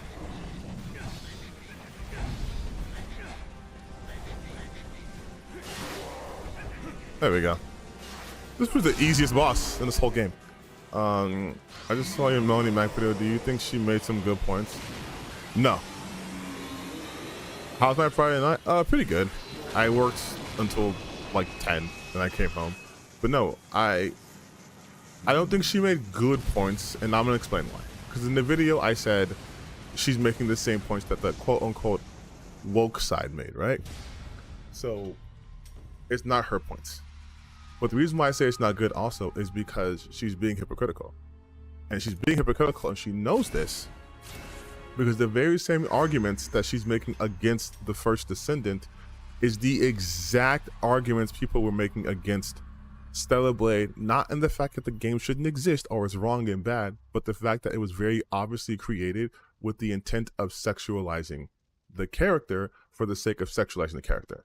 Because Eve does not own her sex and she has no agency. The way she dresses has no impact on the story. It's not a part of her character. It's strictly for the player, which is fine, but you have to recognize that. And when she says in her video, she's talking about how, oh, well, in First Descendant, everyone's just like sexualized and this is that. It's like, yeah, it's the same thing in Stellar Blade. The jiggle physics in this is the same thing in Stellar Blade. It's the same argument. So I don't think her points are good.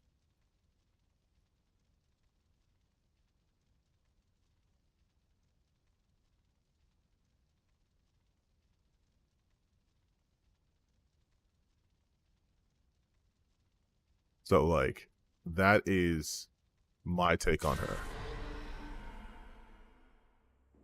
Behold, the true Shut world. up.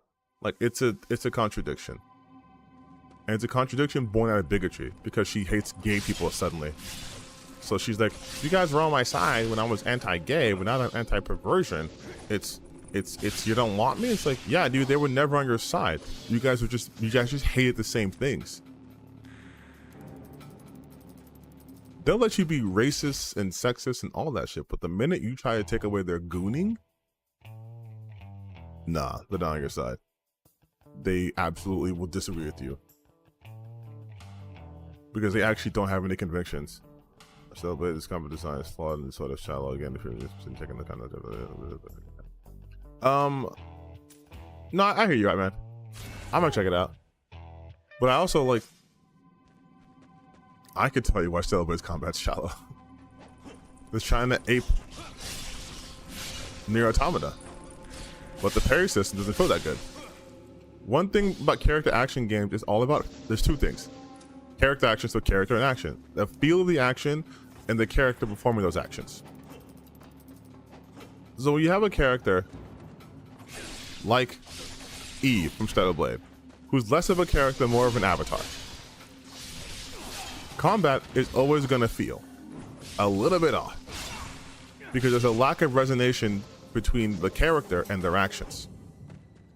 Ryu Hayabusa being a super master ninja doing this cool shit feels good because it looks good and it makes sense. Everything's in working order. But then you look at like Eve and it's like she's in a swimsuit or in the bikini, right? And she's fighting all these monsters, but there's a huge disconnect between the character and their actions. Losing the job. So combat feels off. And then from a mechanical standpoint, it's like it doesn't do anything necessarily brand new. It just incorporates a stagger system, which has been done to death.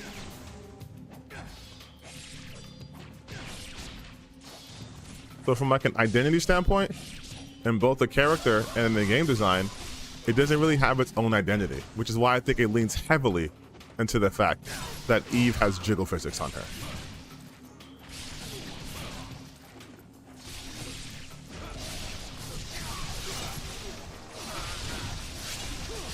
Like that combo, you couldn't do in Stellar Blade.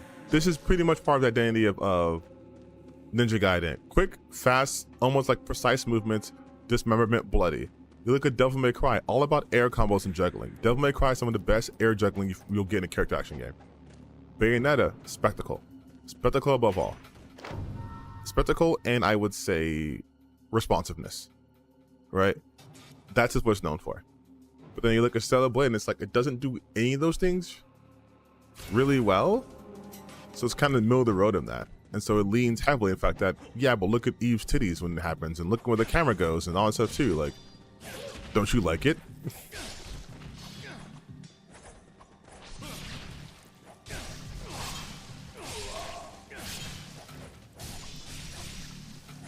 But I would say outside of combat, I think Stellar Blade's biggest flaw is that the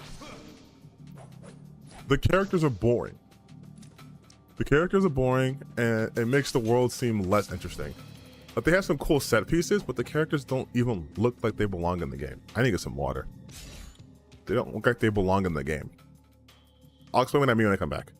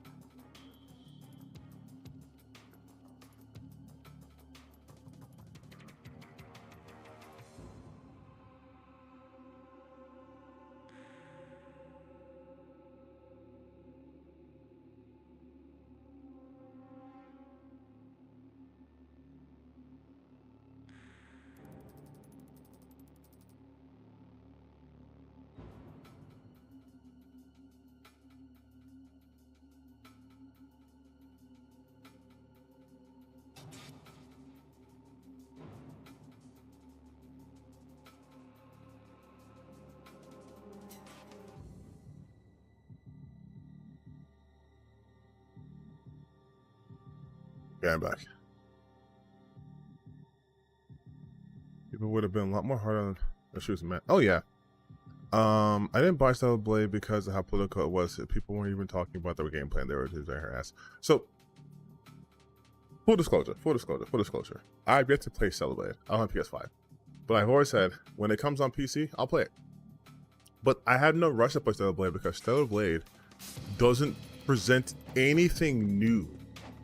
And not saying every game has to, nor saying it's a bad game because it doesn't, but the hype the game got was only because it was Eve. That's it. That's it. All the attention the game got is because people could use it for a culture war bullshit. Trying to make up lies saying that these games aren't allowed to exist, even though 2B and Bayonetta and all those people exist. They're saying, nope, it's not allowed to exist. So the fact that Eve exists is a miracle. And then everything about the game's perfect.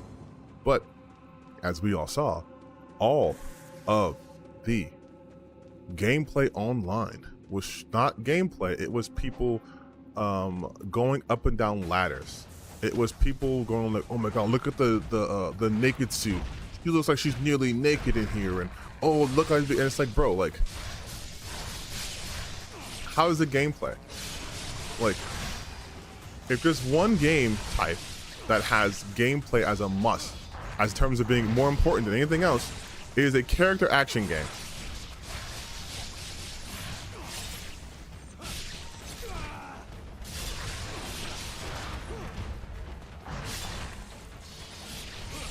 And I'll be straight up with you guys, I think it's so fucking juvenile. And that was one thing that kind of put me off of Shift Up for a while. I think it's so juvenile to be like, well, we want to make a player character game, action game, so we want you to have a nice backside to look at. That's why we made Eve. So I'm like, so not because of the story demanded her existence looking that way. It's like, well, we want our players, who we assume are horny incels who've never touched a woman before in their lives, to really like her. So we made her a boring, bland doll with no fucking personality, who kind of just does the mission and that's it. Buddy, you are glitching hardcore.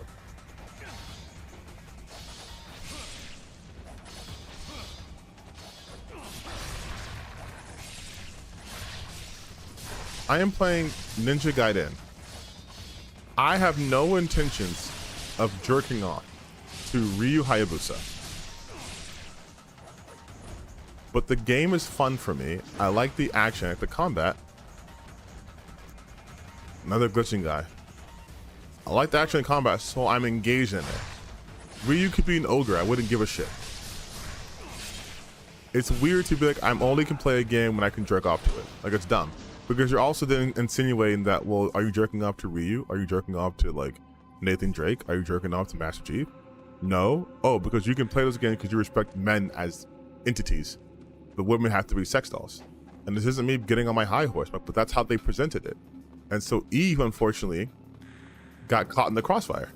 Because all they said was she was just the perfect answer to anti-DEI-ness. But never explained why she was perfect. And then any criticism that she had at all was just like, that's because you guys hate sexy women. And it's like, you guys are so misogynistic that you can't even think criticism against women can exist if you think they're hot. Like, they can't handle it.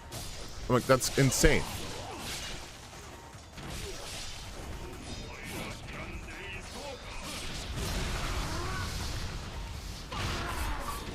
And still play the game is predictable as fuck.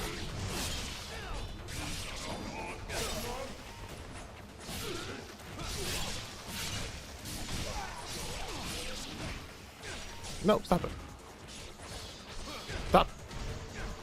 Stop kicking me.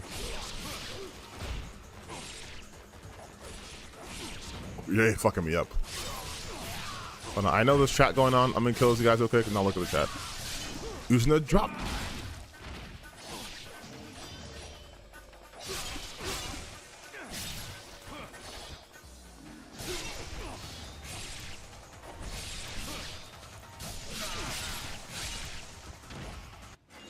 Okay. I didn't buy it though, because I was a... Oh yeah, I guess the same comment. Yeah, it was made political by the people who swear they hate politics in games but do nothing but insert their own politics into games. Because let's not forget, they turned on Cellblade 2 the second they're like, these suits are not censored, they're uncensored. Oh, no, they haven't uncensored the suits, they censored the suits, they lied to us, they deceived us. Let's start a petition. And I'm like, how does this affect the gameplay? Oh, but we were promised uncensored. Uncensored is if there's blood everywhere, dude. Like, they didn't even understand that Japan has crazy censorship when it comes to violence in video games. Like you can't even just show like dismemberment. But they look at Japan also, and this very myopic viewpoint where Japan is like this fucking Wakanda for them. It's like nerd Wakanda, where everything's perfect. There's no crime. The women are subservient. Everything's in anime. There's always big anime titties available, and you can do whatever you want because there's no rules. There's no law in Japan. Like, bro, they literally have some of the most like insane censorship rules when it comes to like just violence in games. Some of them can't even show blood. They have to be like green or some shit. You can't show dismemberment. You can't show certain things. Like, it's crazy. They're way more restrictive than the West, but don't tell those guys that.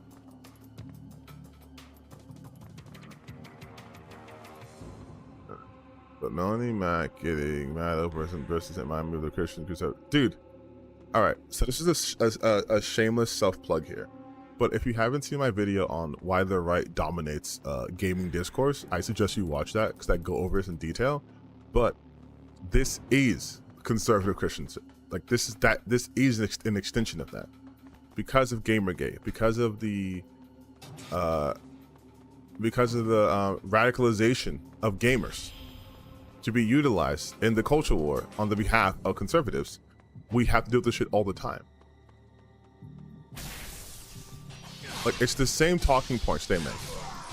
It is the creation of an enemy that doesn't exist, that is all powerful, and yet completely limp.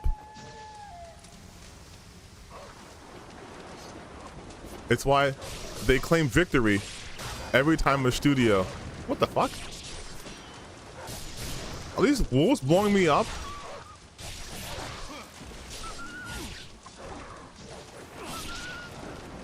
Hold on, wait. I'm getting blown by fucking wolves. Stop it. Okay, sorry. Like I was saying, it's why they claim victory after every studio gets canceled, but then they have to be like, oh, this next game's coming out and it's super woke. You guys make sure we don't buy it. Make sure we boycott it. Because we are the all-knowing, all-powerful woke entity, but they can take us down whenever they want. And it's the same sort of mentality that they have with the Christian right. It's evangelicals, Christian conservatives. Like this is just the This is just the repurposed satanic panic. That's all it is. And now instead of demons, like literal demons, it's like, oh, the LGBTQ is demonic. Oh, it's demonic to have this shit here because it's perversion, it's corrupting our youth.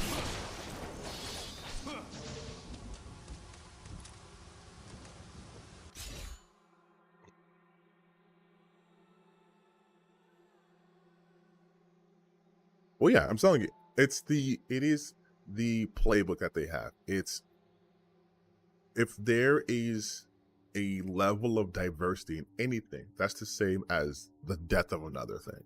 So if you have, for example, if there are more visible queer characters or more visible black characters, it's not to equal out the overabundance we have of heterosexual characters or white characters.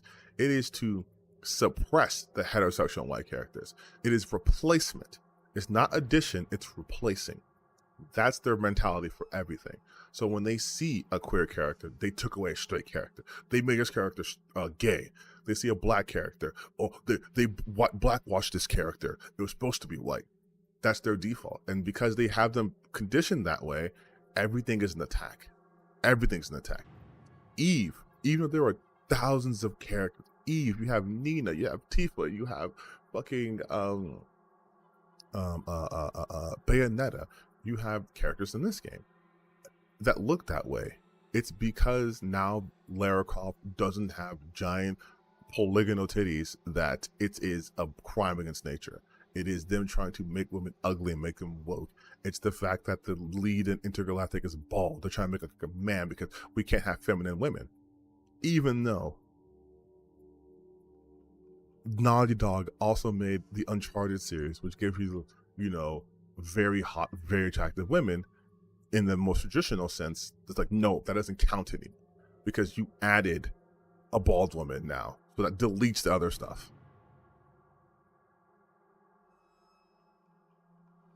Yeah, like they complained about Flintlock because the lead is black. Because they think anytime a lead is black, it's political. You're trying to send a message. You're trying to send a message. But then what would they tell us always? Make your own games. So people are making their own games with black people as leads. And like, nope, this is forced DEI. They're trying that shit with South of Midnight. It's a DEI game. I've been called a DEI hire on my own channel. Twice. Like, it's just, they create this enemy and this narrative, and that's all there is. There is no reality. There is no world in which they are wrong and are being lied to. It's no, I'm the evil person because I'm trying to make your games trans and queer or whatever. And I'm like, bro, what happened to playing games on their own merit? Like, if the game's good, it's good. I don't give a shit. Yeah, bro, put it this way. There's a game called Metaphor Refantasio. There's a woman called Brigitte. Brigitte's gorgeous. She's black. She's gorgeous. She has cool character design. If she was a main character, they'd be like, this is woke nonsense. Simple as that. Which is why what's happening with Kingdom Come Deliverance is predictable. Because now it's a game they automatically like. So now they would defend any woke elements in that. But if it's a game they hated, they wouldn't do that. Look at Dragon Age Velguard. Just Tash alone made them go, nope, this game sucks, it's bad, it's woke, it's garbage. But because you can be queer in that stuff too, right? But Baldur's Gate, you could also be queer. But no, we like Baldur's Gate, so that is not woke anymore. And then there are reasons always like, well, you can commit acts of violence against people, therefore it's not woke. It's like, bro, like, you can have gay sex and Kingdom Come Deliverance, but because you can kill the guy, it's not woke? Really? Is that how you're gonna operate? Like,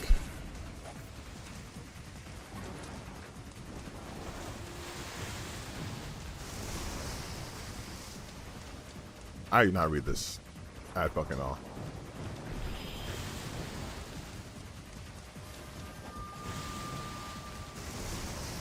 No, that's the thing. They will just say anything because DEI is the N-word. That's all it is. It is the N-word. Because you know what's funny?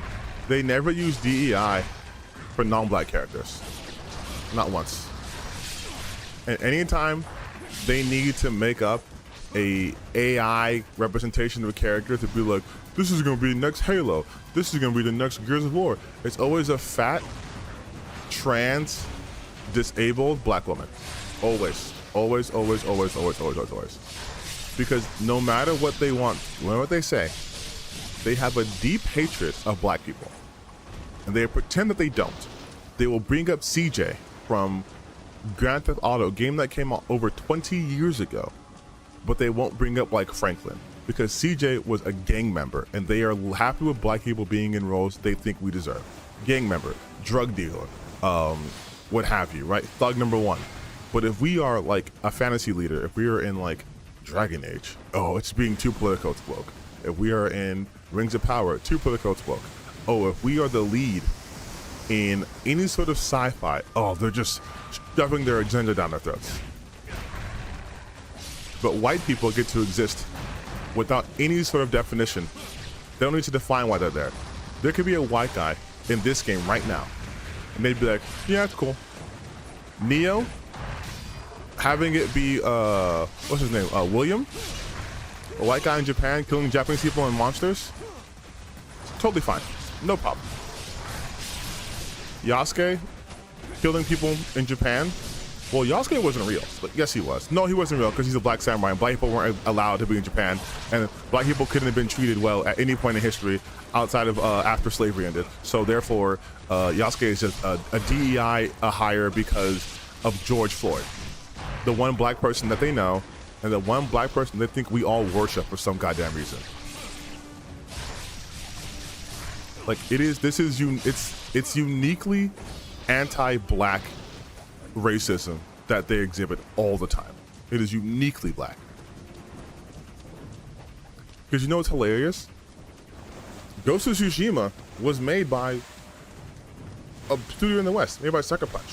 Not a single one of these fuckers talk about it. In fact, they talk about how much they love the game.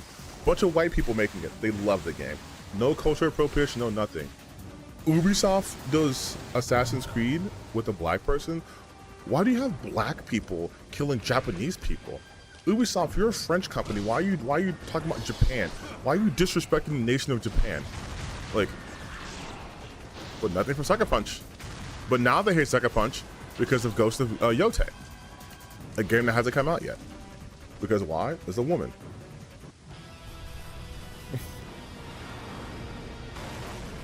Joe Musashi would be considered whitewashing for sure, but they don't give a fuck. See.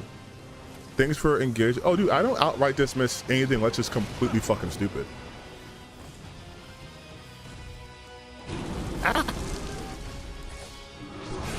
I do believe that there could be discourse done in a way where even if we have a difference in philosophy and opinions, we can talk about shit. The problem is when people come on my chat or they come into my channel, my comments, and they're just like, well, this is woke garbage and you suck and this is that. I'm like, okay, we're gonna match energies.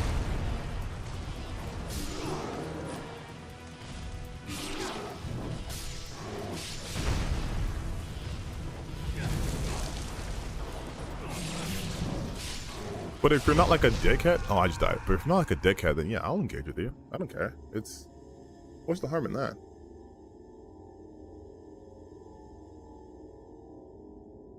Yeah. Oh, they're really trying to say that in GTA 6 that they made the Armado ugly. I'm like, they don't even have to live in any sort of reality. They can just say stuff because it's been given explicit permission, right? They have the manufacturer consent. They can just say shit, and it's like, that's true. It's like, oh, they ruined the mocap on this actress. Now she looks ugly. They ruined the face cam. Now she looks ugly. They made her ugly. They made her woke, and it doesn't have to be anywhere near true. But because it's been repeated so many times, like lies, a lie repeated enough becomes the truth. They can just say that. They say that about literally every game. Every game is the same complaint. Every single game they don't like, it's the same complaint.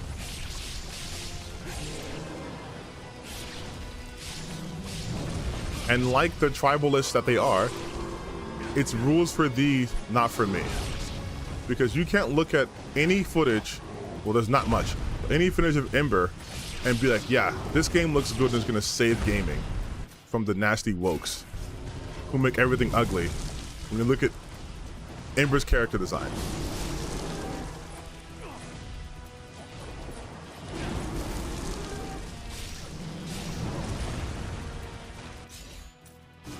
What the fuck has happened?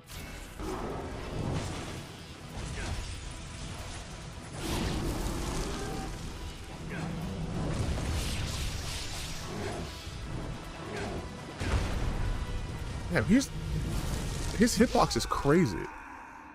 Let's see, I swear. Check out Let's Check Underground channel and vids on arcade game design if you're interested in topic.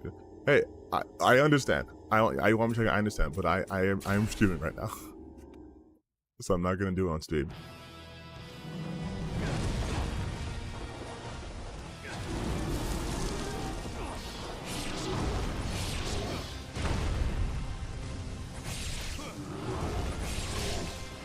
God, Jesus, it's so hard to read a lot of the movements here because he's so fucking big. This is like worse than fighting against the fire giant in Elden Ring.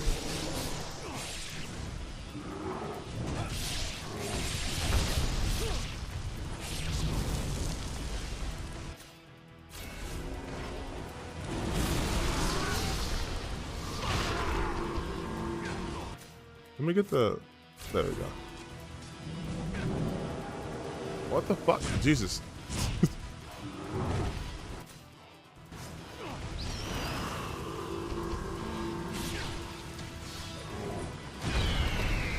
Oh, you move so much slower. That's actually not a benefit for me. This casually came back this year. Yeah, no fucking just announcement, just shadow dropped. What's the difference between the Sigma? Sigma, I think, just added stuff, made it hard. Yeah, Mr. Lone was right. Sigma just made it harder.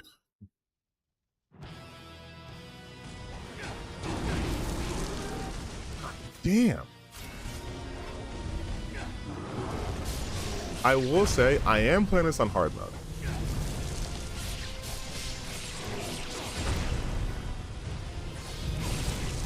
Well, I can't fucking tell what's happening here.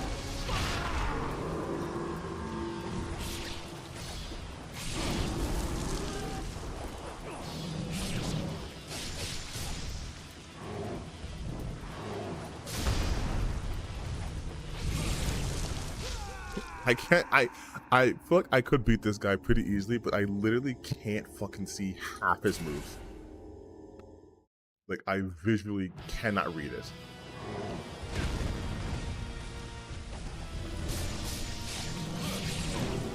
Oh, like, I would think I destroy his hands, weaken his hands or its limbs, so that it would fall down so I can hit his head. But I'm not getting any goddamn near that.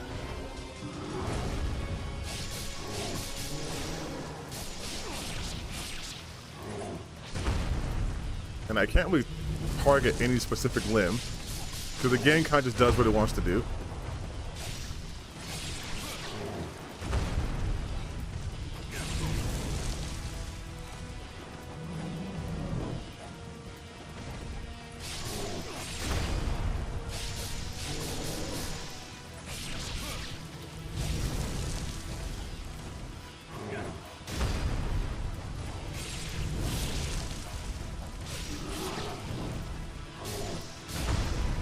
Oh, what? Hit his head! Hit his head! There you go, thank you. Jesus Christ. Not that hard. Ninja Black on the easiest difficulties though, it's rough. Well, I put it on fucking hard, so.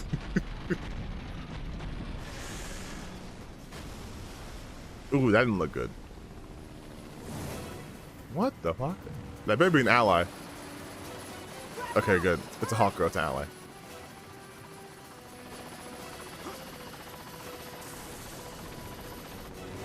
See, look, like, there's a character who's dressed in a way that has nothing to do with her being CIA, but it matches the character design of every other character.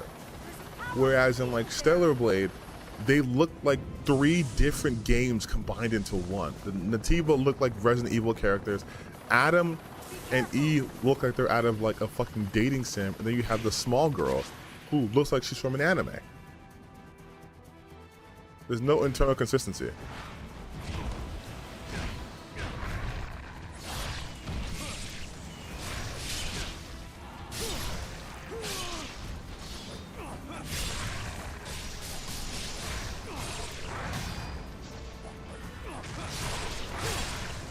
Who shot me with fire? Oh, that little bitch.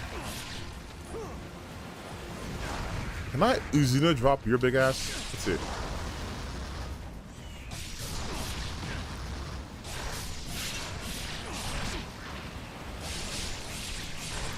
Wait, hold on. God damn it. You.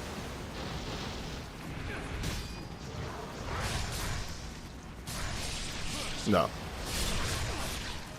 No, I'm gonna try to Uzuna drop these big guys.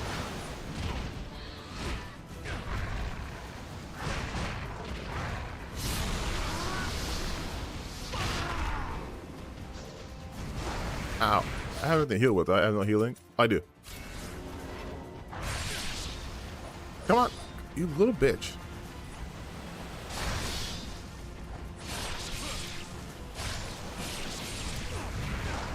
Oh my god. Come on. Nope.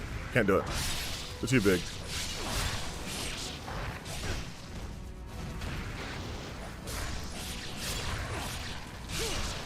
The fact that it won't let me Izuna drop these big bitches is not fun.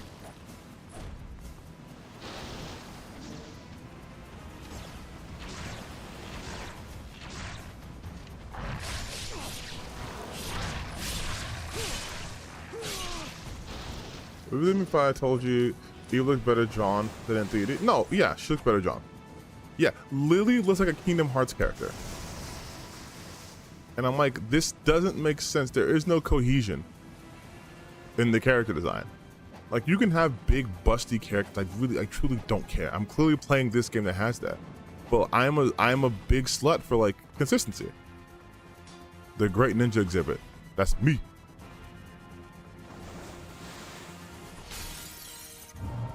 Like, there has to just make sense. Like, look at, like, Bayonetta, for example, right? In Bayonetta, the only quote-unquote like sexy characters are Bayonetta and what? Fuck. what's the blonde chick's name in Bayonetta? Like the two witches, right? Everyone else is pretty reserved. Like they're still out like outlandish in design, but they're pretty reserved. They're not showing like a lot of skin. Whereas the two witches are. But it makes sense. The two witches, witchcraft is kind of like a sexier thing versus like the angels who are all like holy and shit and all that. Like, you know what I mean? Like it makes sense. It works.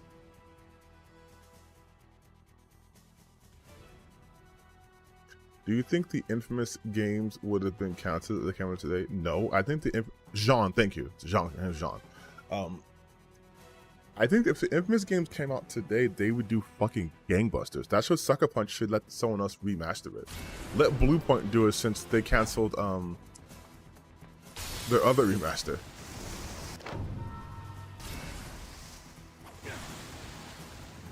Wait, I'm using a greatsword?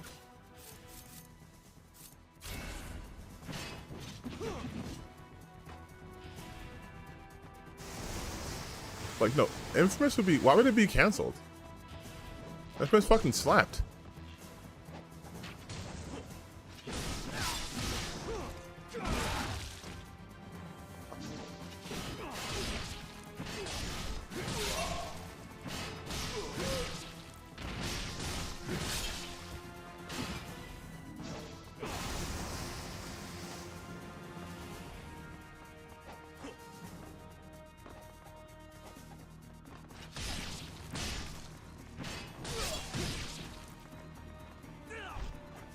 Okay, that was a cool flip, I guess.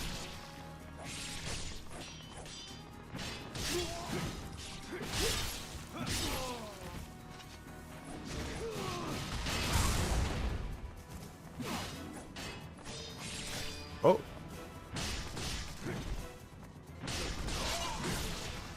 Come on, using the job. Got him, coach. You too.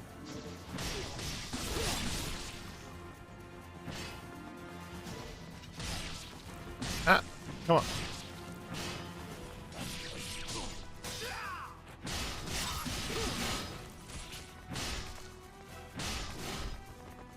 You have one arm, bro.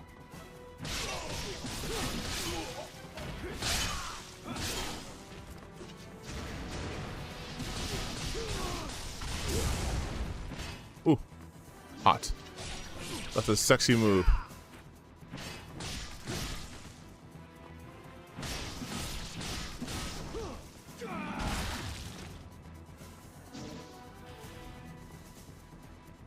Okay, when's that? If Bungie's 2004 game only came, bro. No, I'm gonna tell you straight up. If Oni came out again, I think it would do numbers. I think people are really like underestimating how much people just like cool shit, and I don't think anyone would be like, "Oh, this is cultural appropriation" or whatever. No one, at least who's serious. Because like the aforementioned Ghost of Tsushima, like that's culture appropriation then too, right? And they could always retool Oni and be like, okay, yeah, there's an Asian woman as the lead, and we hired like, I don't know, Erika Ishii just to make people mad. But I think it'd be fucking sick, dude. I think it'd be fucking amazing if they did that.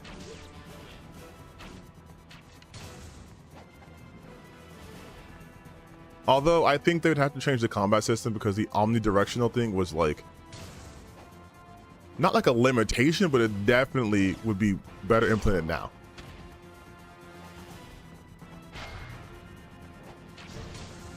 Who the fuck is shooting at me? Oh.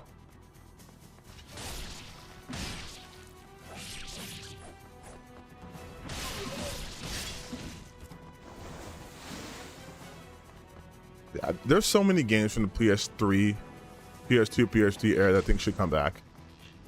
Like, we are sleeping on a fucking gold mine.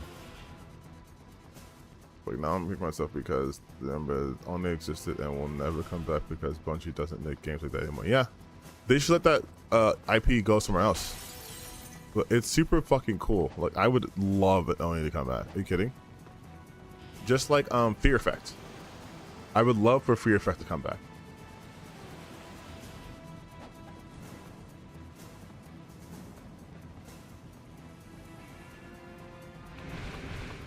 And I stop that. I absolutely think Oni, like I absolutely think Bungie would let like a different company handle Oni.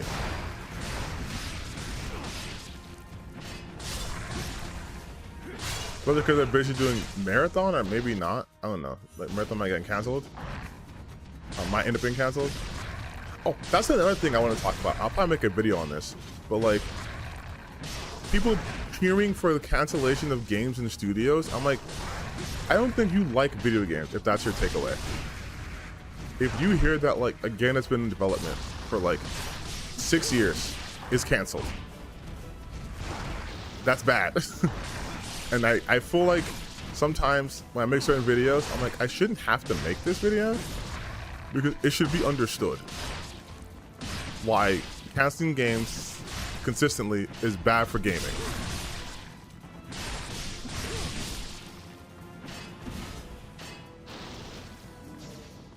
Because like if, for example, do you guys remember people being obsessed with a game called Scalebound that was supposed to come in Platinum Games? Scalebound obviously never came out. But Platinum got to make other games. Platinum did obviously fucking Nier Automata. They've done pretty good for themselves, and now they're doing Ninja Gaiden 4. But there are also games, for example, that get canceled. Like we just found out about that new Bluepoint game was working on, got canceled, and there's nothing in the pipeline for them. And the thing too is, we hear about a game being canceled for the first time, so oh, it's crazy. Well, this is someone who's been working on this game for fucking who knows how long, and all their hard work will never be seen. And who knows if they're gonna get another opportunity. We know how studios are closing left and right now, right? So for all we know, we just shut the door on like 100 Hideo Kojimas because we've canceled games and canceled studios. And the people who keep complaining about how games are all the same and slop or whatever don't understand that when we shut down studios, we shut down the potential for an interesting game to happen. Like what if, my throat, if Hideo Kojima came out today with his same game, with I believe his first game was, it wasn't like called Stalker, it was something like that. It was like,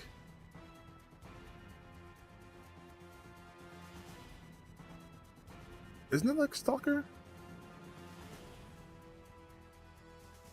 It was like a, no, not Metal Gear, it's not Metal Gear.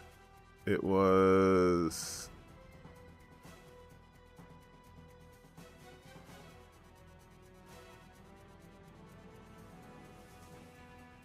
Snatcher.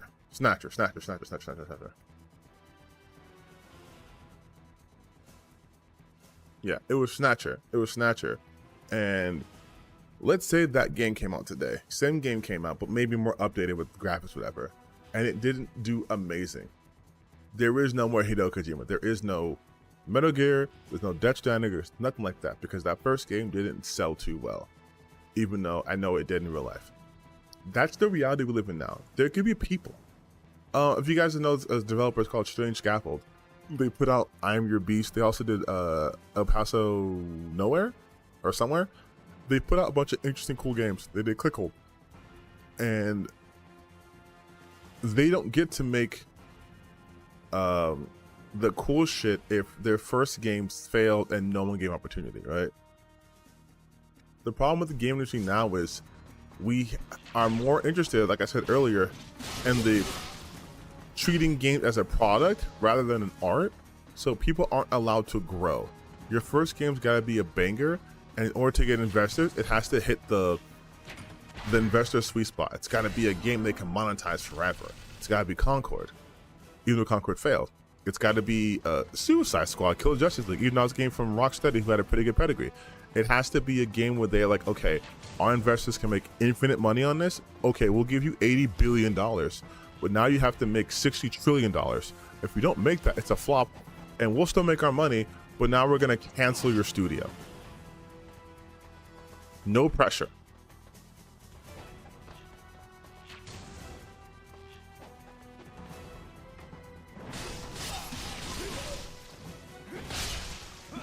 I mean, hell, Dragon Age sold 1.5 million, considered a failure by BioWare or EA by a 50% margin. A failure. 1.5 million. That's bad. Why? Because the game cost $60 bajillion to make. Can I just go in the elevator? Oh.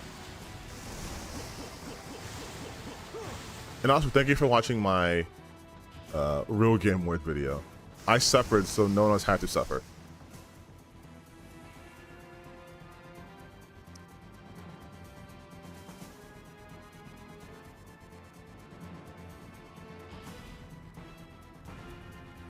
Yeah, like, people give devs a very, very hard time. And I'm like, there's not... Okay, I can't say this with absolute certainty. But if you're working in a AAA space, especially, or indie space in the team, there is no development group that wants to put out a shit product. Developers, first and foremost, are gamers. They are gamers and storytellers. They want to make a cool game, and they want to tell a cool story. That's their drive. So when they be like, oh, I can't believe the developers added these like monetization practices, like, that's not the developer, that's a CEO. That's an executive. No one's making a game where they're like, okay, we're gonna make this combat system really sick, we're gonna have really great presentation, really strong technicals, but then we're gonna make sure we fucking monetize the hell out of it. Because developers are gamers. It is the execs who are like, can you push this into like a later patch or whatever? We need it to come out now. Because like, look at like Valve, for example, right? How do I feel about Sweet Baby Inc? I think Sweet Baby Inc is fucking fine. Like, Sweet Baby Inc has done more good than bad. People just don't understand what they do. Because people refuse to understand what they do. Because it's better for them to make sure that they just hate them forever. They're just a consultant agency from Canada. Like, they have no power.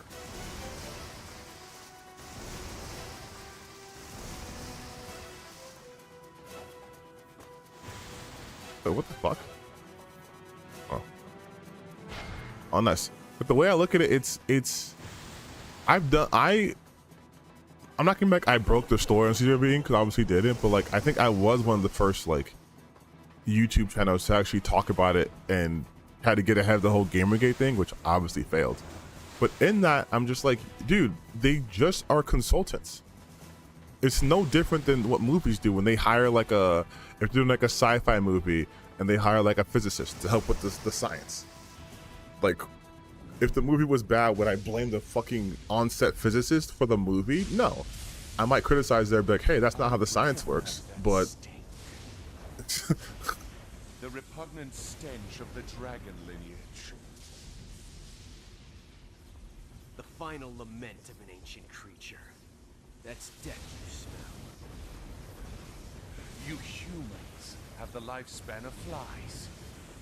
I have experienced things your feeble minds could never comprehend.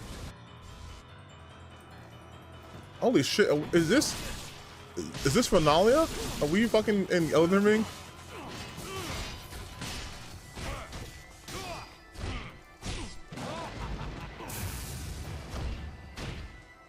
Yeah, what the fuck kind of grab animation is that, bro?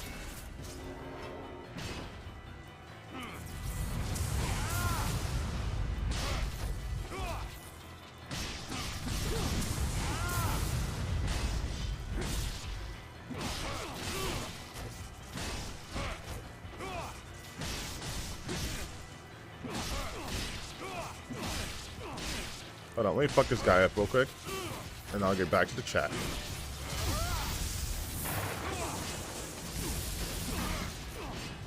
Wait a minute.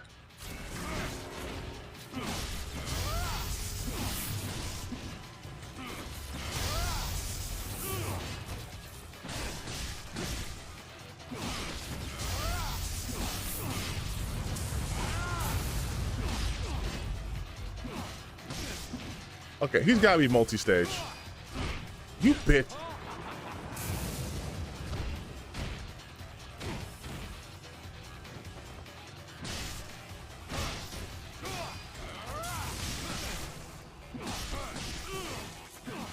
Okay, this is just stage 1, right?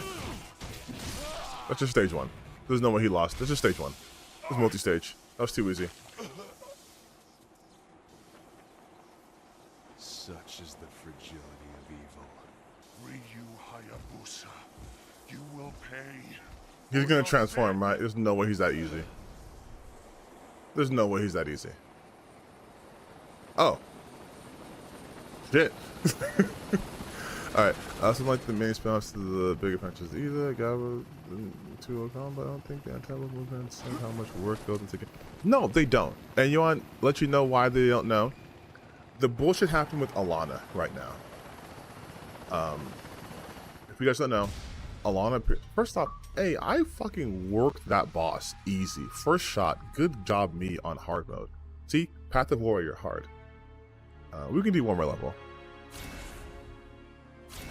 But what's happening with Alana is that AI version of Pee Wee Herman Smash JT made a video talking about how she falsely claimed that she was a writer on God of War Ragnarok but wasn't credited. Now, Alana never once said she was a writer on God of War Ragnarok. What she stated was she was happy to join the team of Sony Santa Monica who made the God of War game. So she's excited to join those two guys. But by the time she joined, there's no way that she could have joined and then wrote for God of War Ragnarok. When God of War Ragnarok, I think, released like, what, 2 years after she joined? The God of War Ragnarok came out in 2022, right? I think Alana joined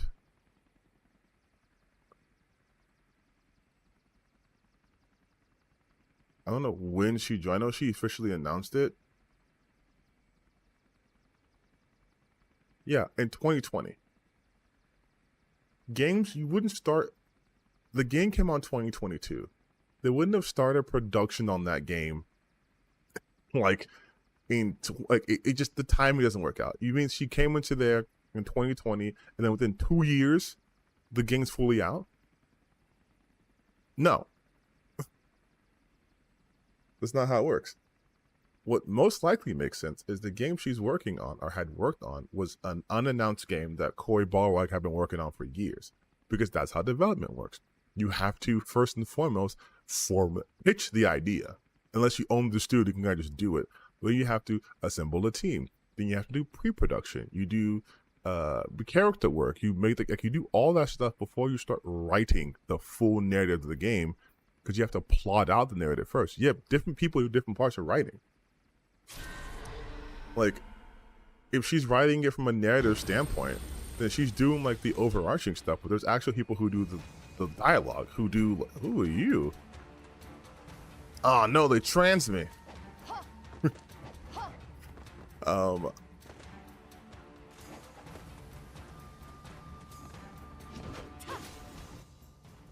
I have one weapon. Okay.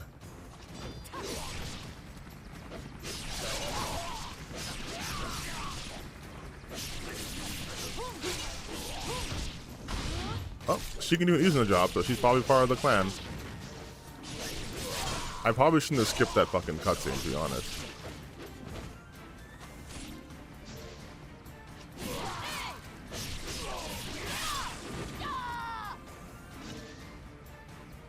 Oh, hi Mike, the Observer, how you doing?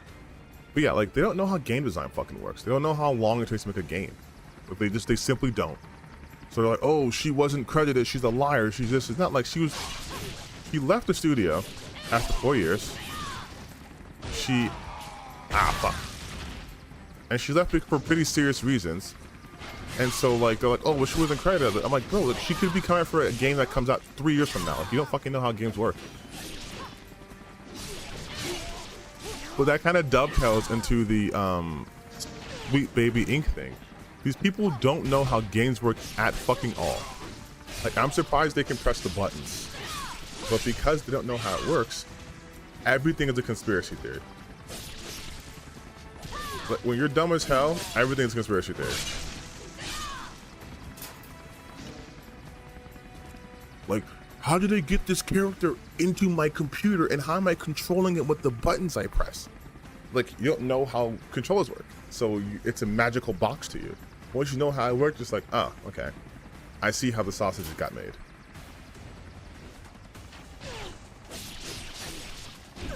Also, I'm taking this to take place in the past. Because I'm pretty sure this is the area I started off with in the game.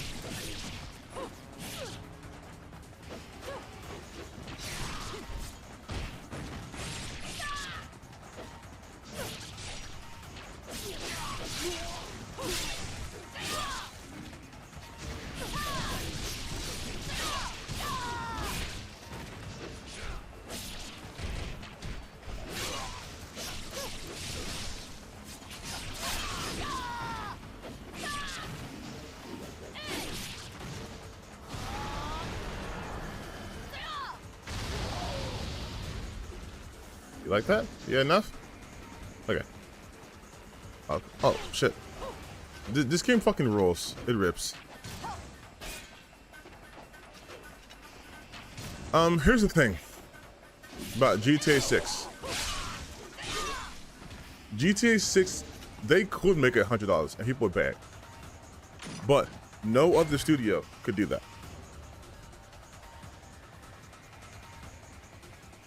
Conversely, 2K can make GTA 6 cost $12 and they still make their money back because GTA 5 makes like $1 billion a month for them.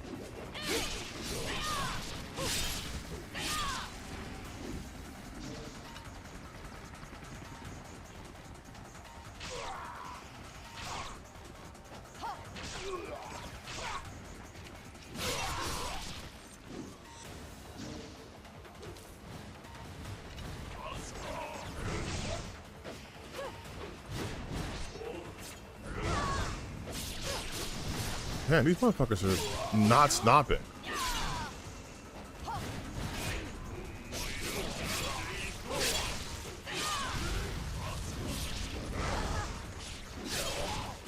Oh, you like fire so much.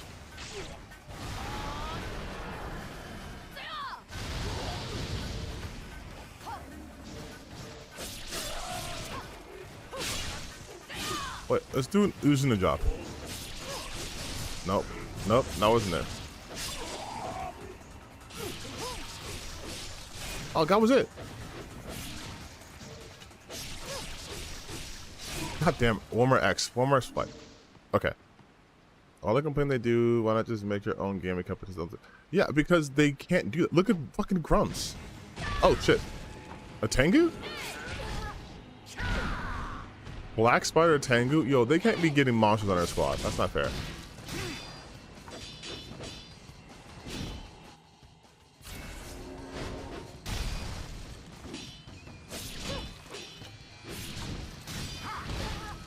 I thought I dodged the fuck out of that.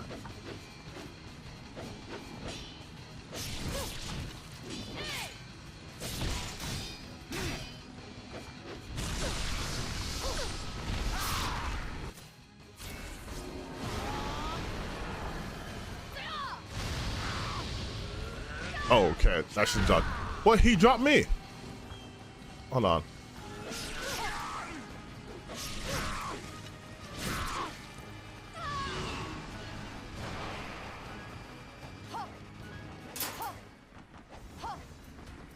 Oh, okay. GTA 6 will probably come out like late 2025. I think it's kind of hilarious that every other developer's like, when are you dropping the game so I know not to drop it? It's like, nah, stand on business. Because you know who stands on business? even though he would try to call it a plant, Horizon series went up against Elden Ring and Zelda. And guess what? That franchise still around.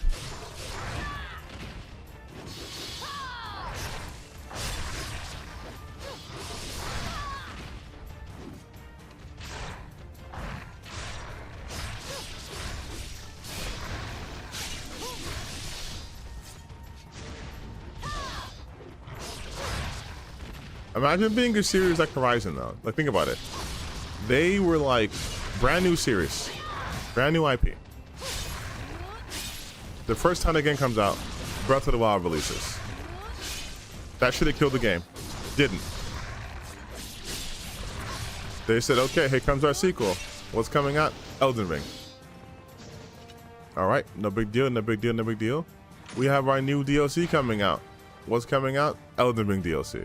No, sorry, what's coming out? Fucking Tears of the Kingdom. Like, all right.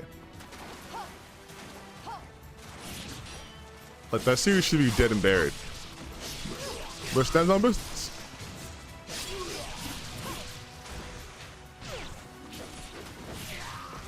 But I have a hot take when it comes to Grand Theft Auto in general.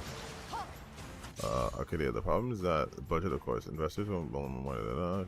I just think it's tough for indies to compete in the genres with guys, which is why most of them fail. Well, the thing about indies, then I'll talk about my GTA thing, but indie games have one benefit over major titles, and it's that indie games aren't trying to compete for your time. What I mean by that is indie games aren't trying to be these fucking 60, 70, 80 hours infinite play games, right? They have a much tighter budget. They have much tighter constraints.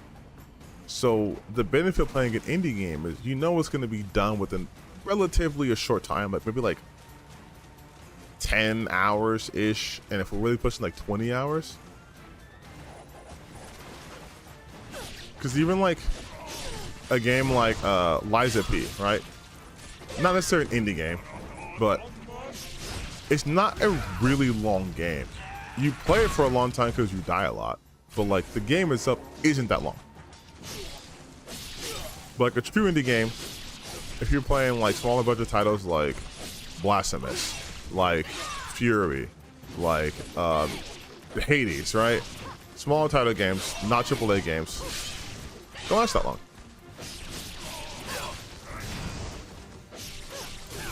So you can get more indie games in than you can get AAA titles.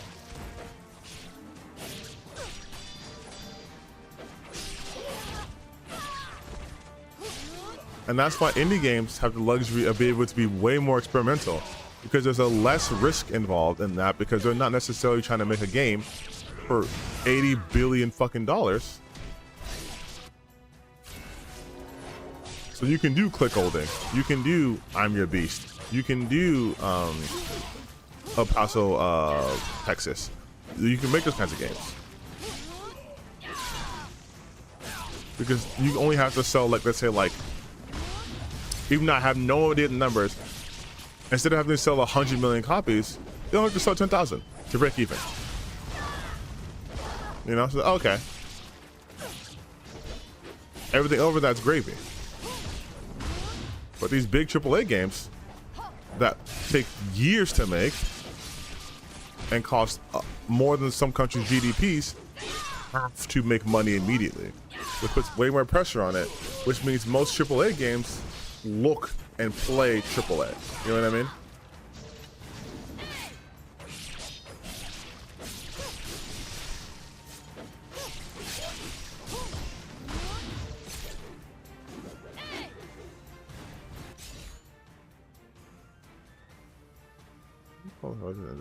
But it feels like sometimes with how hard it is to post.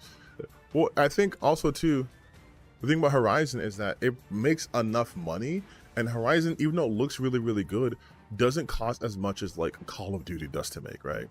Like look at Ghost of Tsushima. It had a pretty meager budget in compared to AAA game. I think it was like 60 million. So it was able to recoup its money back a lot quicker because it didn't cost as much, obviously. Whereas now games just like Final Fantasy Rebirth, like, oh, this shit costs like $180 million to make. It only made like 70 million. 70 million is a lot, but it's not 100 million. It's not breaking even. It's not going in profits. That's the biggest problem with AAA games. They want these games to be big, huge, cinematic adventures, like you're watching a movie and playing it, but in order to attain that fidelity, you have to have money in terms of, you know, paying for like the people who can make the animations, who can do all the special effects and like all of the technical stuff. That's not really a concern in indie space. Indie space is like, bro, we have $500,000, if that, to work with this. So we have to be very concise. We have to be very intentional. One of the best games I played last year was Mouthwashing. Mouthwashing probably cost $20,000 to make. It's a horror game, beauty horror game, done in PlayStation 1 graphic style, right? Wait, press and hold Y during okay. Oh, so it didn't cost that much, right? But that experience stuck with me. That and 1,000 Exorcists, those experiences stuck with me more than like the AAA stuff. And it's because it wasn't AAA. It's because it didn't have the luxury of, you know, navel gazing and being like, ooh, gee, wow, look how pretty our graphics are. Look how, look at the ambient occlusion. Look at our ray tracing, which no shade to that. That is part of art styles, art direction. But like, it didn't have that luxury. So it's just like, hey, we're gonna have PlayStation 2 graphics, but look at this awesome story we're telling. And Mouthwashing probably only had to sell like a couple thousand copies, and it was a success. Smashing success. And I think the final example of the edge that indies have over AAA games is indie games get to be truly seen as art. Because there isn't that tag, even though like, I'm not trying to make it seem like indie games are perfect and everyone should be indie. Because like indie games struggle for funding a lot. And you need those blockbuster games to come out in order for funding indie games to be funded, right? But indie games get to be seen as art. They get to be more experimental. They get to tell stories that they wouldn't be able to tell traditionally. You're not going to give someone $50 million to make Mouthwashing, because Mouthwashing can't be made for $50 million. It has to be made at a low budget. That's part of the game's charm. But you're also not going to get Final Fantasy Rebirth for $50,000. That's got to be $50 million or $100 million, because that's part of the game. But once the money gets that big, it's no longer art, it's a product. And now we need this product to sell. So now you got to put marketable shit as product.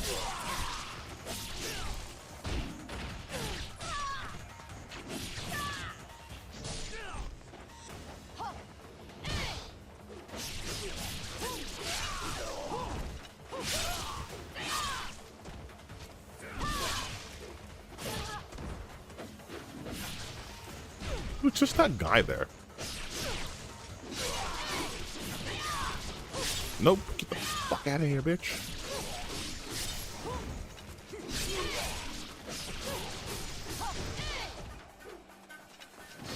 Who else?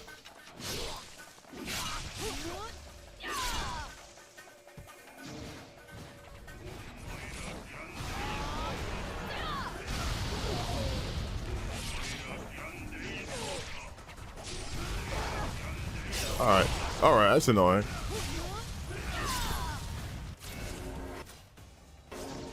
Ah, fuck you. I'm gonna look at the chat in a second. I'm just trying to lock in right now.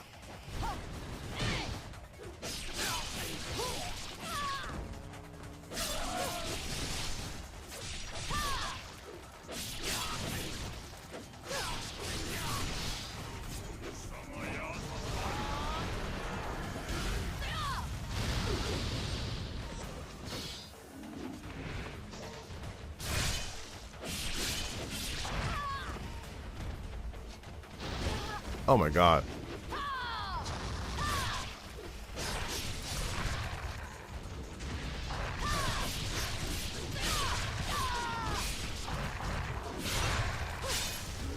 And then you die. Oh, you bitch.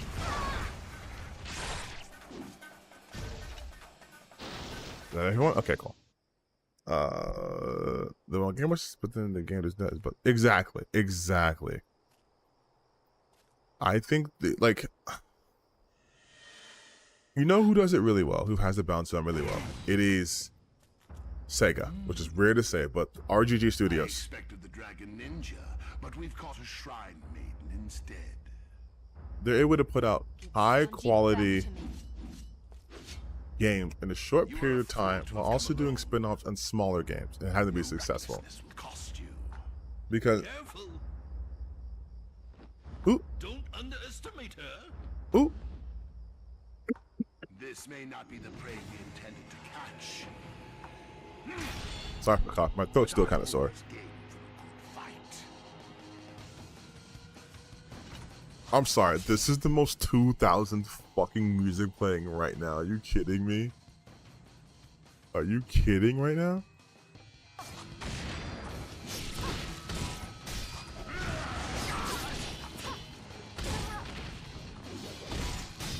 Is this? I wonder if this is this game's version of Ornstein and Smo.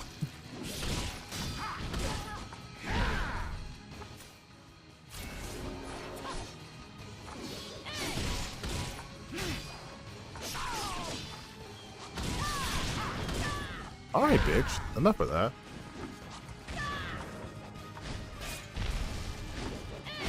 Ow.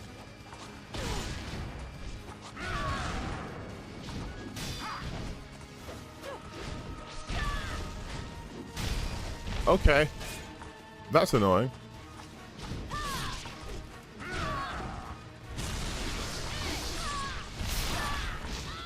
Alright, I got fucking mollywopped.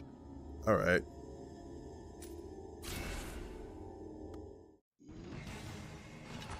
This game would be, fuck me, would be a billion times easier with a lock on, which is probably why they don't have it.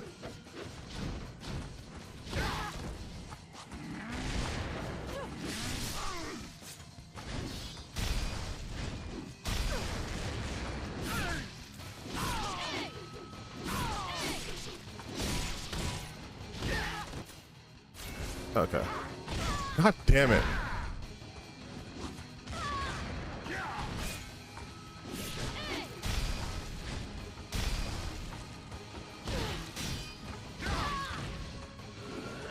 Oh, come on.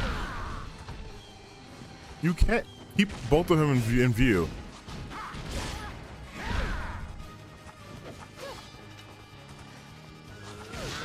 This game is not made to fight two enemies like this at once. You literally can't see any of these fucking people.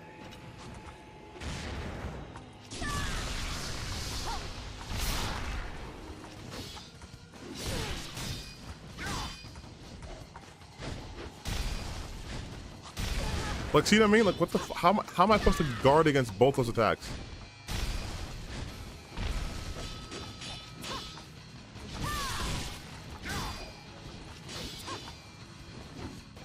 I got you in the corner now.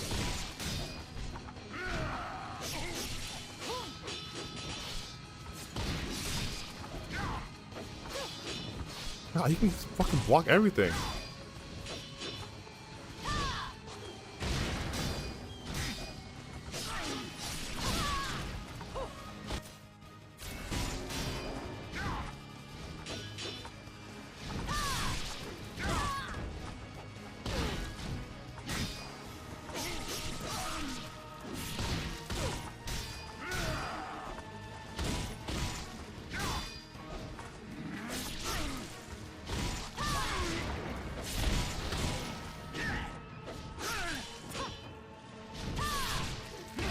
Oh, fuck me. Oh, goddamn.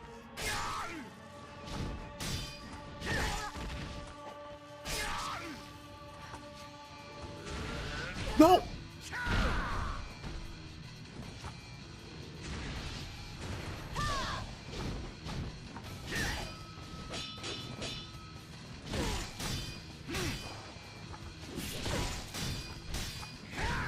Okay, yeah, I fucked me up. Square Enix did a good job. DQ King hides a lot of spin-offs.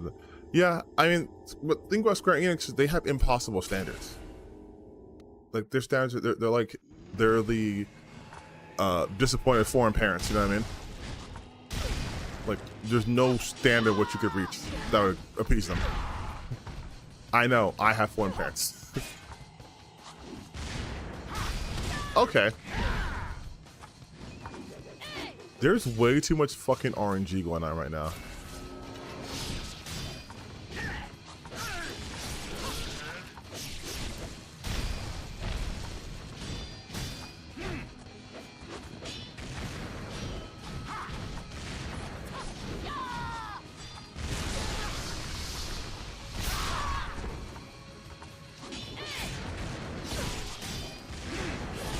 God, see, like, it's like, God, I can't.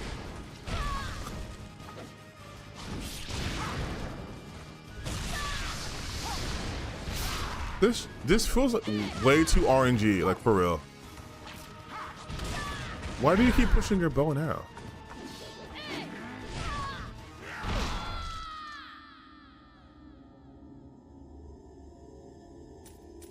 Maybe I'm just bad at this, but this feels a lot more like an RNG fest and not like necessarily a skill check.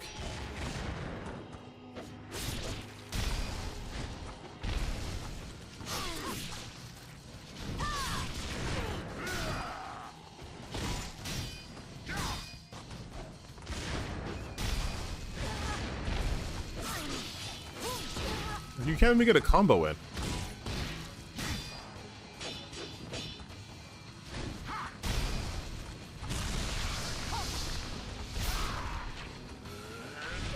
God.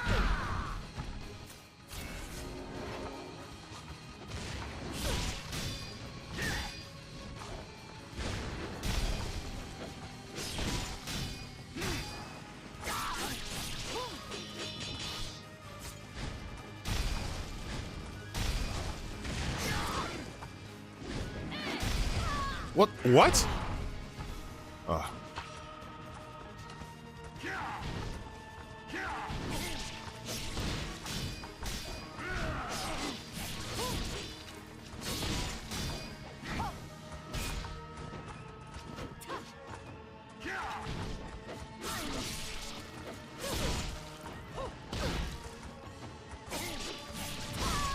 Damn.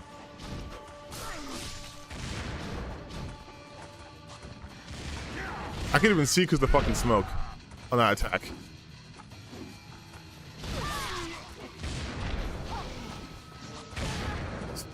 Oh, I was still alive?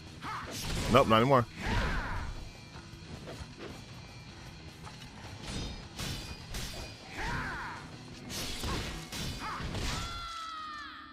Block that. Bro, this is some bullshit, bro.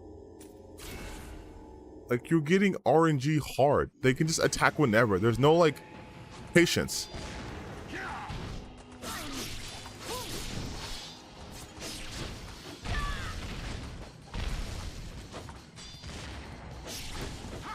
See? Like that. Like, I can block the guy and I get repositioned automatically. He just grabs me.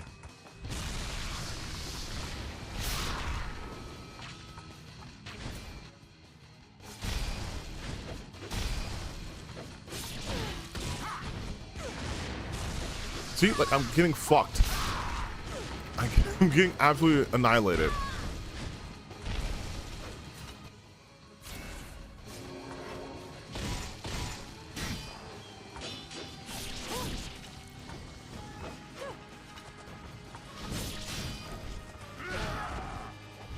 God damn it.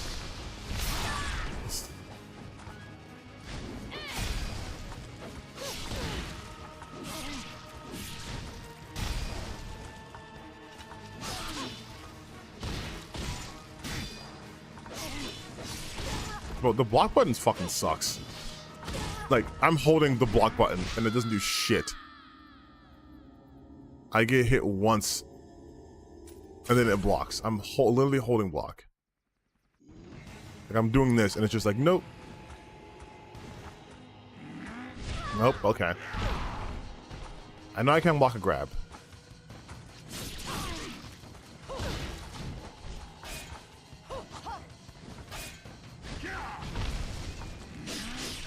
Damn, I'm in the.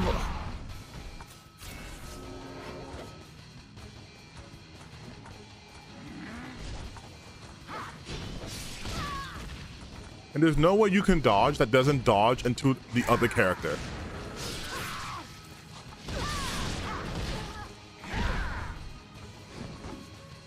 Because they keep repositioning themselves in between you, and the fucking camera won't let you lock onto anyone.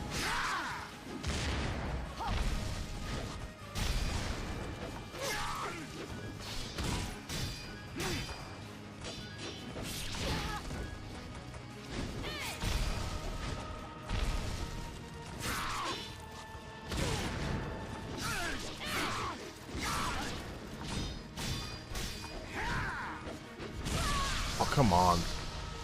They just bust that shit out whenever they want.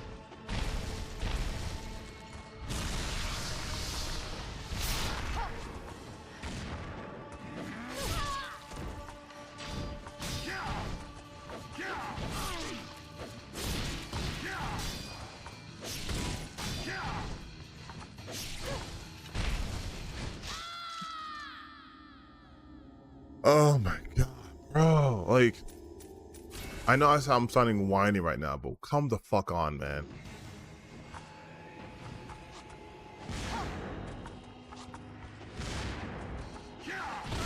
Like, and they're tracking insane. Insane.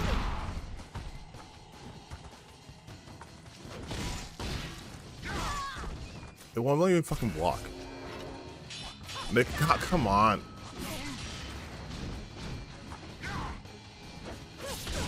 And even when I do dodge him, it aims in the wrong direction, so I can't even fucking follow up.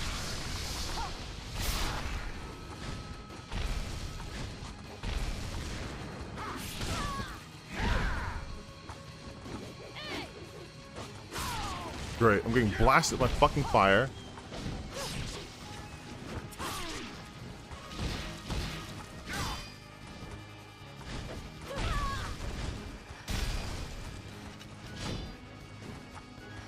There's a huge fucking delay between input. There's a huge input lag I'm seeing right now.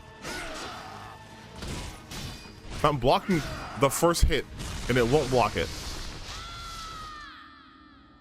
There's like a half a second lag between me pushing the block button and then her actually blocking. You think the PS5 Pro is worth it? No.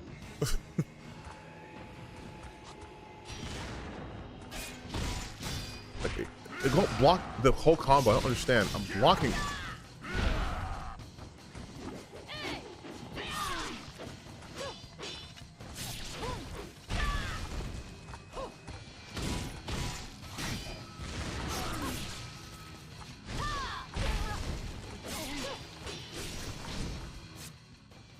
Yeah, there is input lag I'm experiencing, so I have to not to time this better.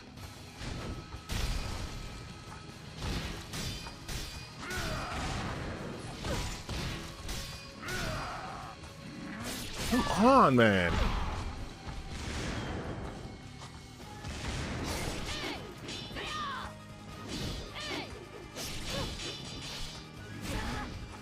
This is such bullshit. They won't let you do any fucking combo on them.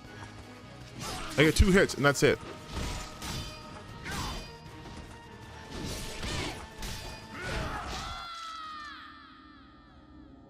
Okay, for some reason, when I just hold block in a direction, it just fucking moves. It's supposed to be that in A.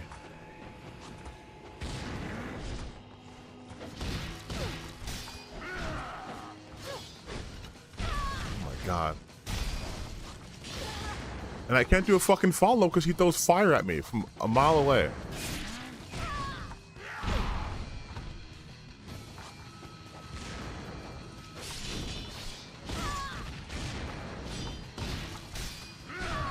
I can't fucking see. I can't see a goddamn thing. I literally can't fucking see.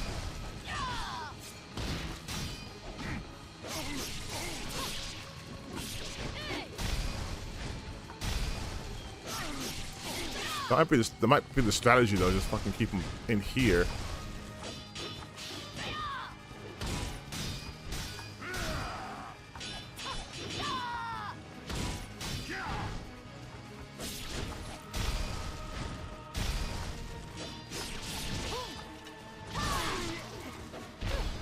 Yeah, that might just be this fucking cheese.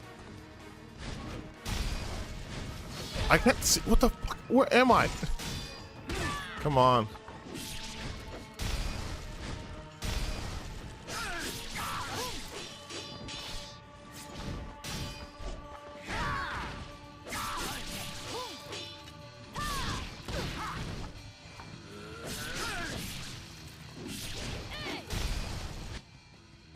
Bro, I pushed down on that 3 seconds ago. 1, 2, so like a half a second, 2 seconds. See, how can I block that? I can't tell it's even a grab.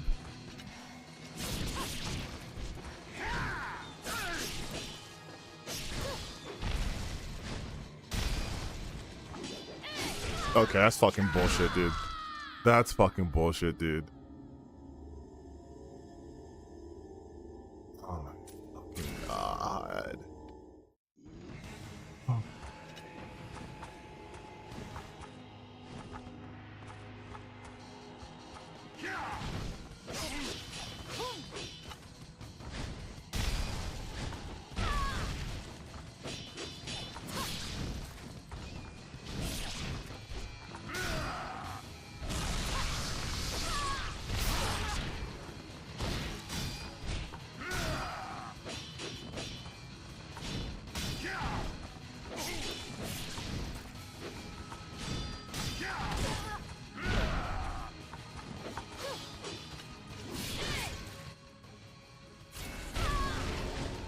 Oh my god. I did not push B.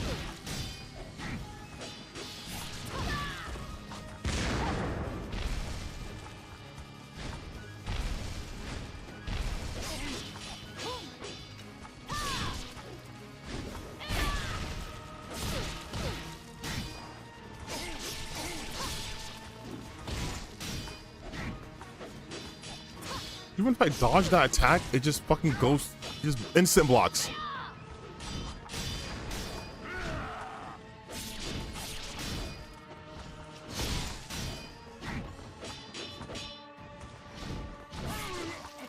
And I got blown up. I don't even understand the openings anymore.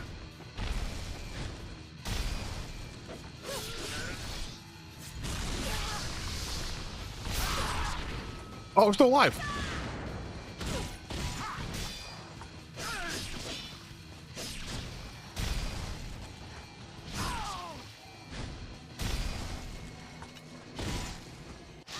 You can block that. I don't understand.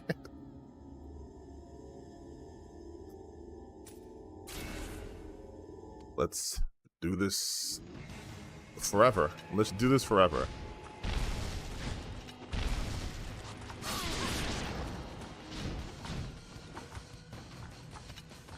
No, no directional input, just block.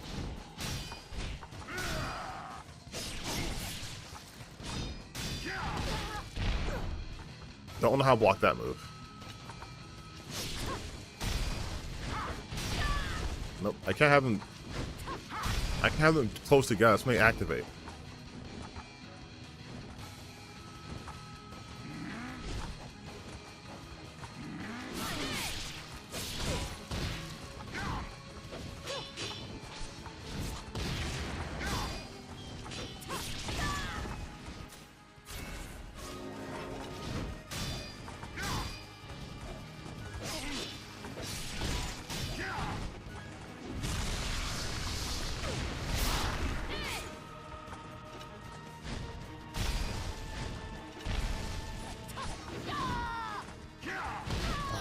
I can't counter them because the fucking camera goes a different direction. Move.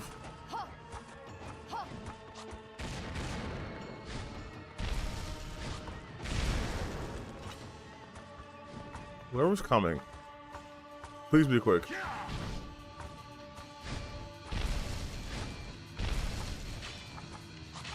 Okay, I can't do this. Okay. God damn it.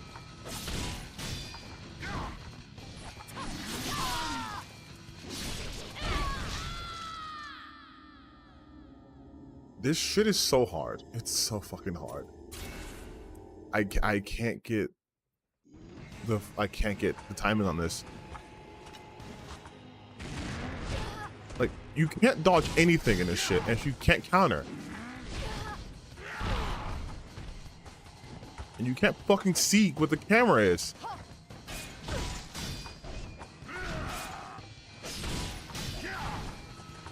See, talking about modernization, I would love if they let me fucking lock on.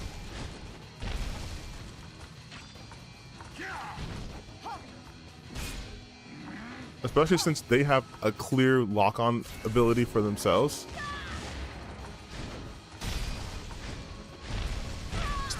God damn it.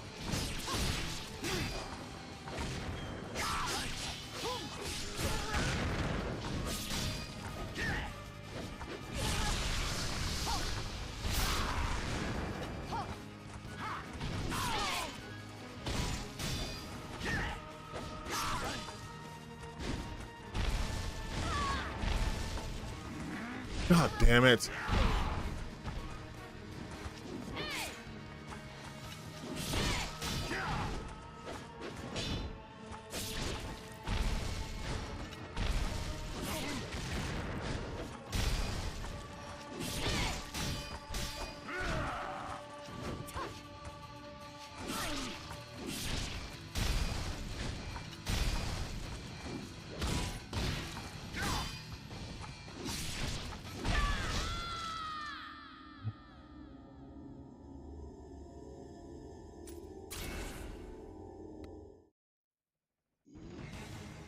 This is some straight bullshit. Come on! You can't read that move. It's not even fair. Oh, God damn it.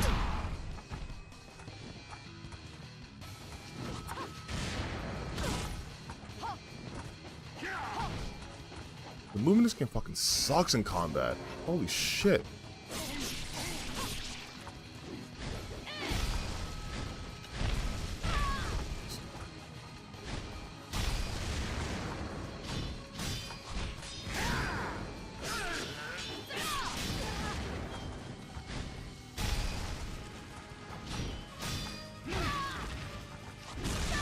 Awesome.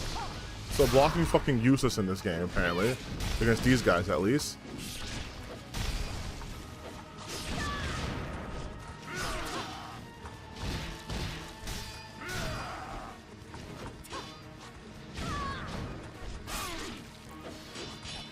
Can't even fucking see where I am. God damn camera. One sec, is there an option with the cameras? Like, am I just being stupid? Control setting.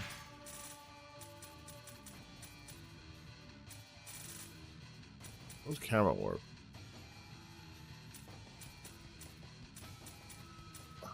Nope.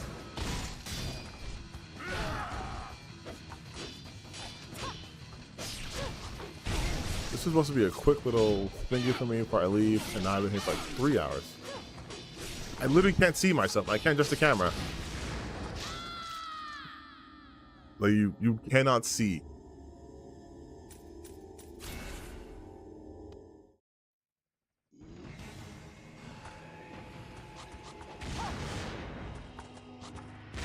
God damn.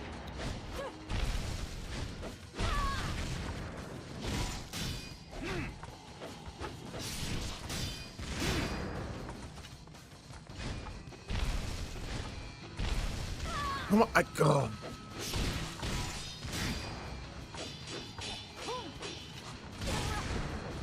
It's not fucking fair that they can just throw bombs at me while I'm blocking one. I can dodge one and then they bomb me from behind.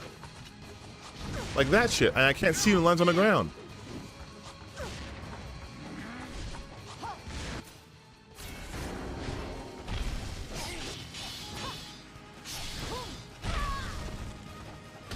Okay.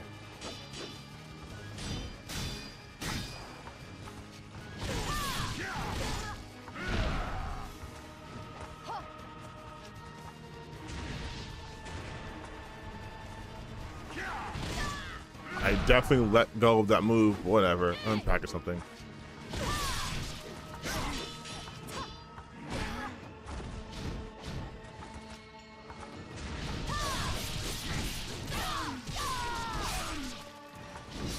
So I have to just do that the whole time.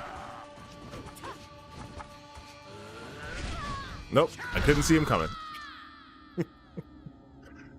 Oh my god. Why would they do this with the camera? That's what I don't understand. The game is 10 times harder because the fucking camera sucks.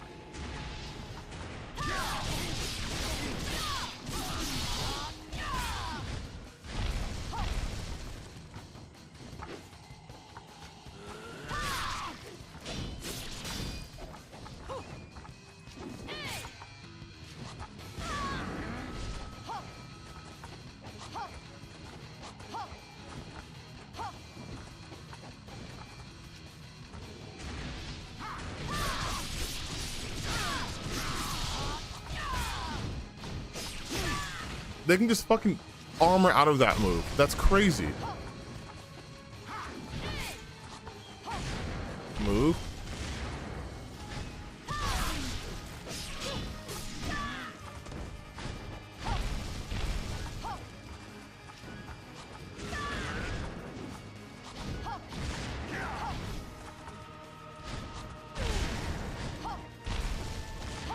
I'm just gonna do this shit the whole time. It's literally the only effective strategy I have.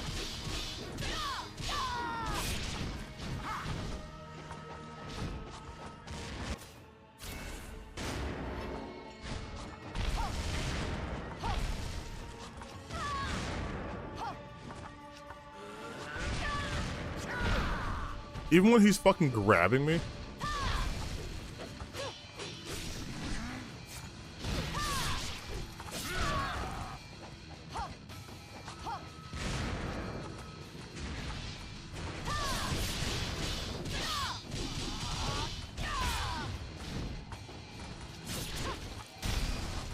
God damn it, that combo's crazy.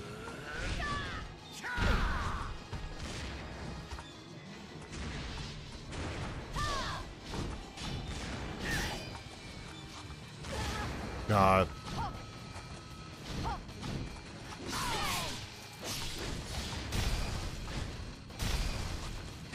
God, I couldn't even see the fucking explosion coming. I'm sorry, chat. I'm getting fucking tilted. I can't even like.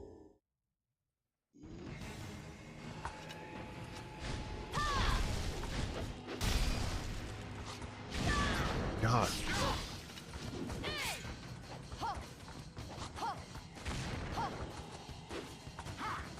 What the was the fucking range on that move?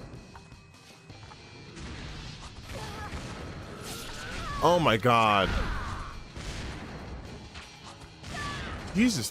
What was infinite amount of these fucking exploding shits? Jesus.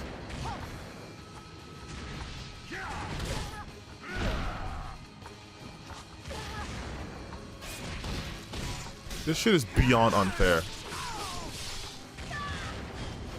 There's not even consistency when they're vulnerable.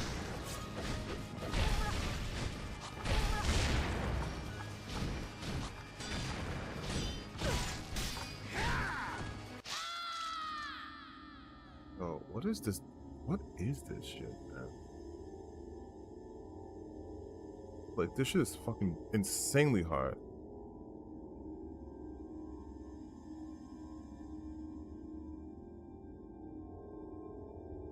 Like, what the fuck am I supposed to do with these guys? Like, for real.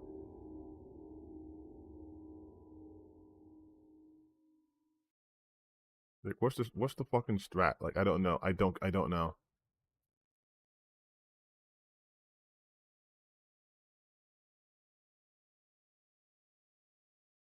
Literally, one of the strategies says, if a Tengu brother is moved off screen by rotating the camera, then it is very unlikely to throw its range exploding projectiles when fighting two Tengu brothers.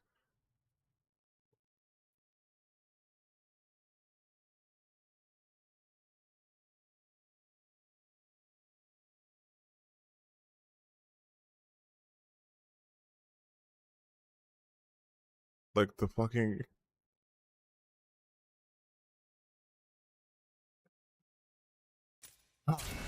Let's try the strategy. I have to fucking counter with the weak attack. God, okay, bitch. Just right off the bat.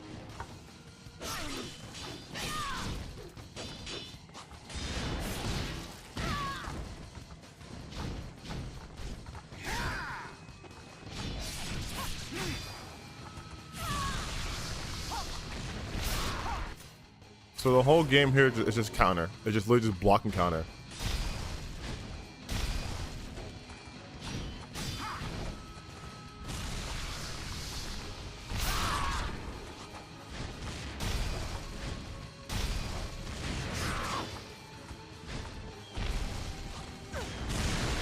Okay. God damn. God damn, I can't move. Shit.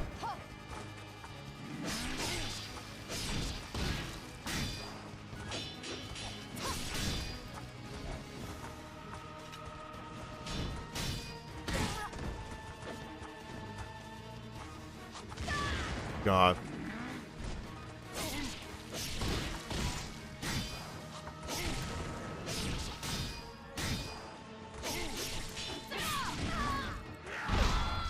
He fucking easing to drop me. Alright. But I guess that's the move. I have to just fucking counter their first hit with the weak hit.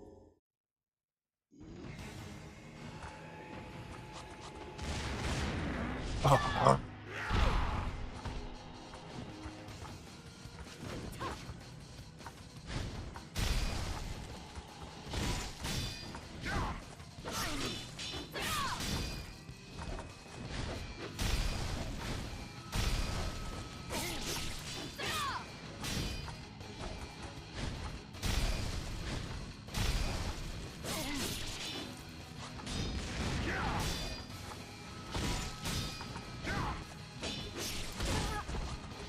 okay.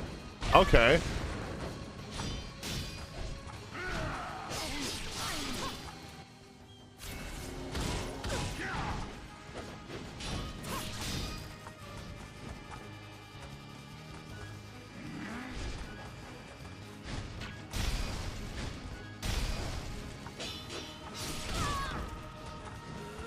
Oh, come on.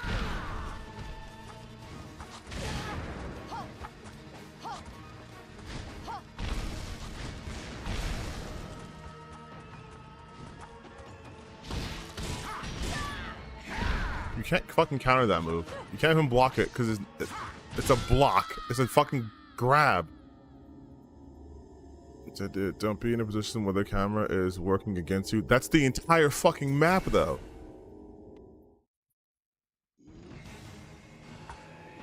I can't even adjust the camera, so I have to...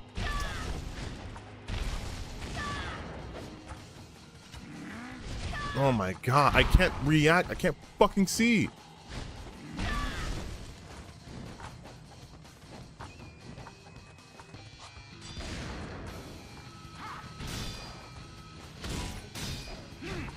You know, I gotta try something. The fucking countering. I'm pushing A. I have no scrolls, notebook, nothing. So I have to just know this shit. I can't get a refresher.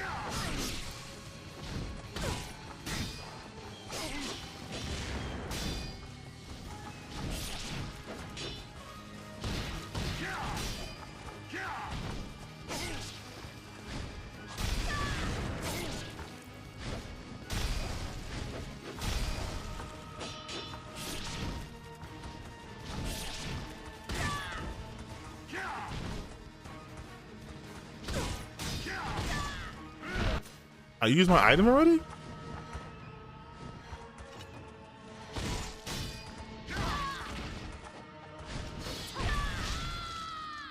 Getting fucking worse each time. Oh god, I haven't died this much to any character, any boss in this game. I've died like 20 times to these guys. Because it is fucking bullshit. It's such RNG here. Like,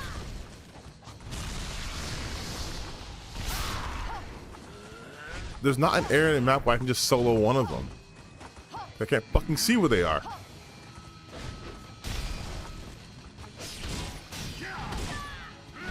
And that bullshit move. Why I blocked that?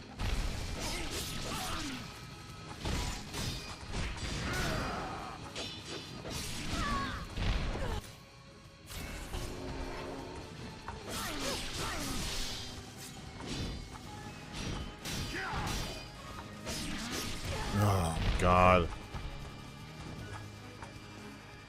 I can't see who's near me. Literally can't see who's fucking near me.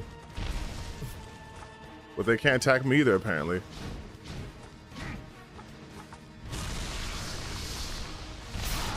They can't do the wall though. That's cool.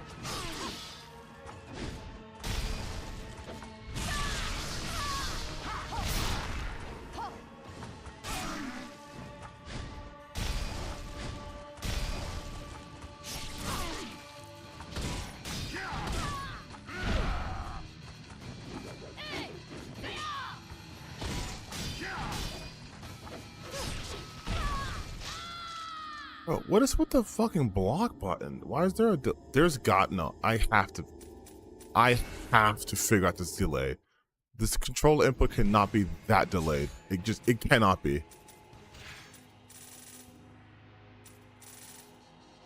Camera, clear control sensitivity, camera.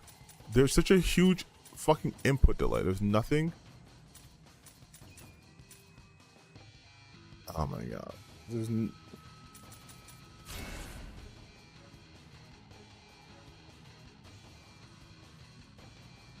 There's nothing.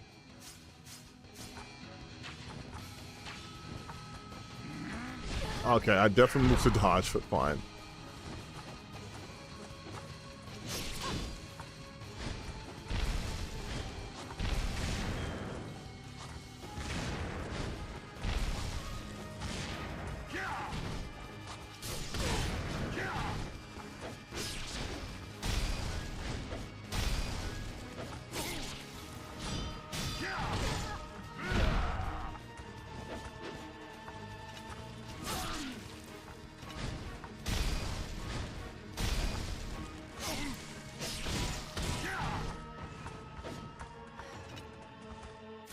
There's such a huge delay.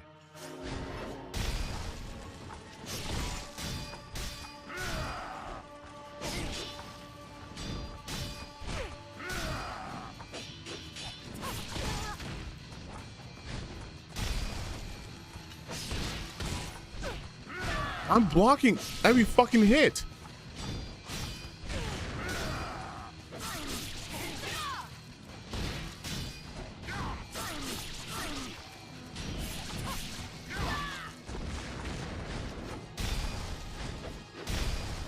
Oh, cool.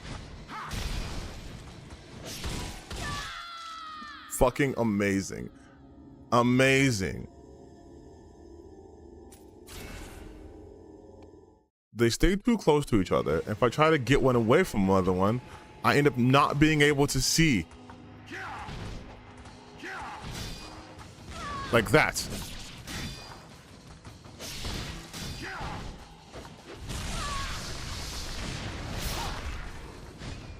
There's no way to fucking not dodge into one of them.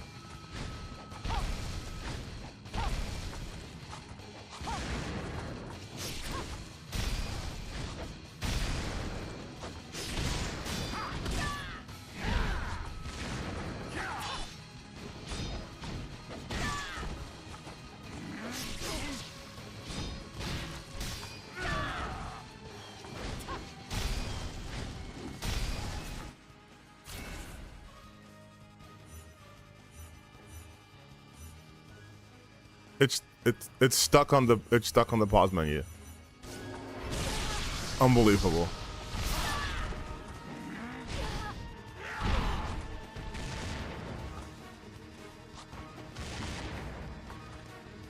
Cool, both at the same time. There was no point even fucking healing.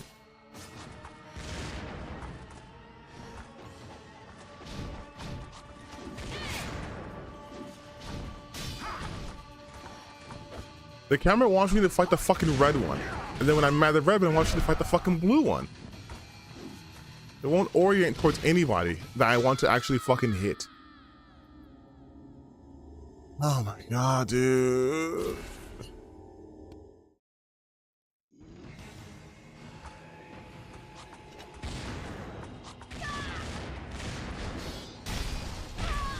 God, dude.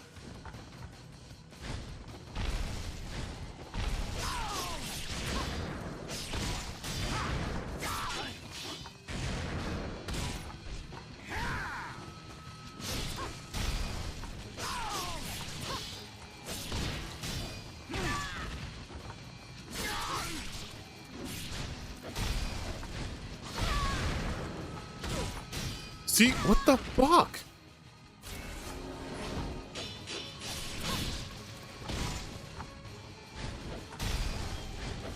Stop changing the camera angle, please.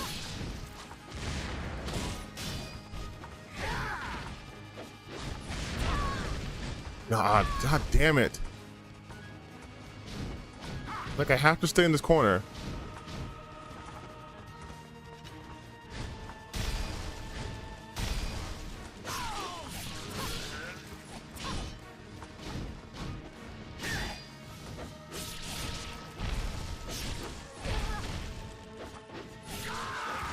And I can't see him fucking do the blue thing.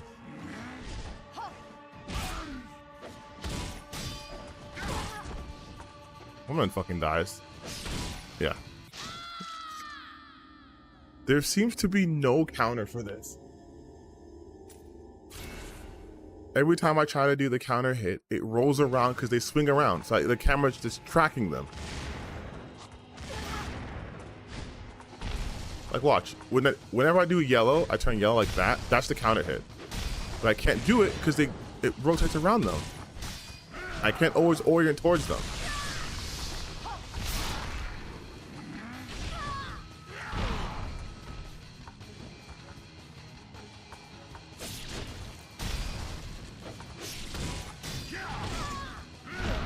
I'm not gonna try to heal. Whatever, I'm not gonna win this one. I'm gonna get fucking ganged up.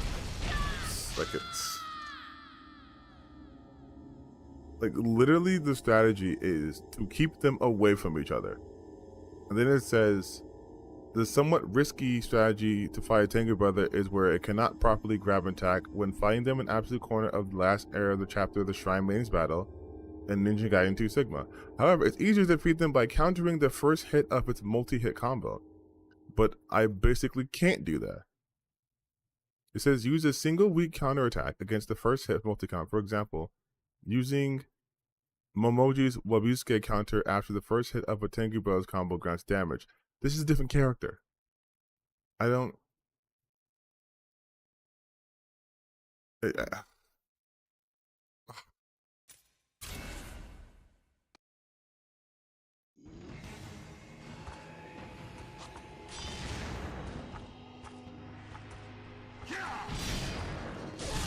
And they do that bullshit. Trying to get around them. If I position myself around them, they just make themselves invulnerable.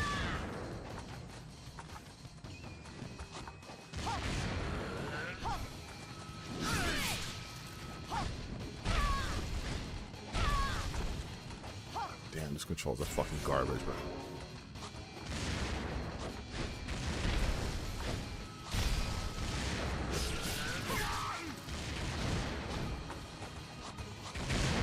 Can't fucking do this anymore, man.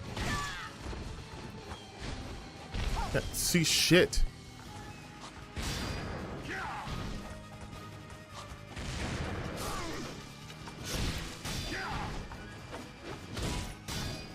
See, like I reposition around it. It doesn't matter. They have excellent tracking.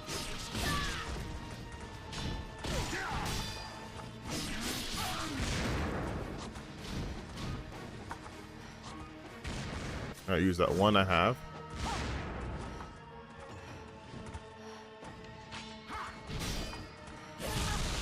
And it's that wind bullshit. And you can never tell when they're gonna do it. You can never tell when they're gonna fucking do it. It just pulls it out. It just fucking pulls it out whenever you get near. If they feel like it.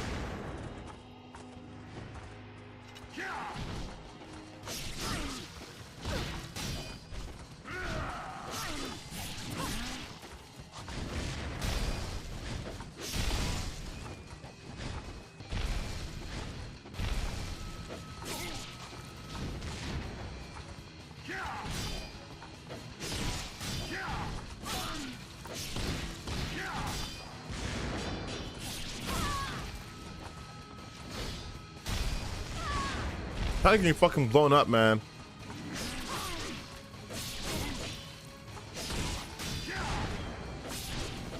I'm not even trying to fight this asshole. I'm in the wrong direction.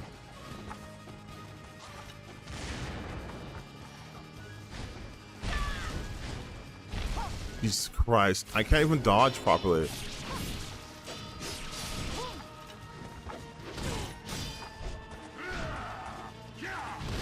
Oh my god. It just froze. It just froze. It just fucking froze.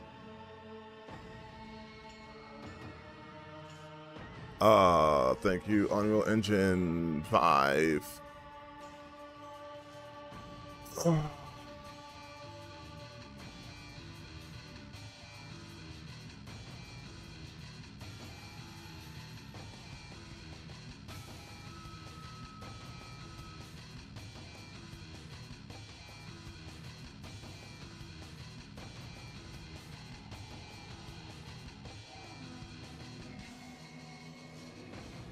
Well, that's it.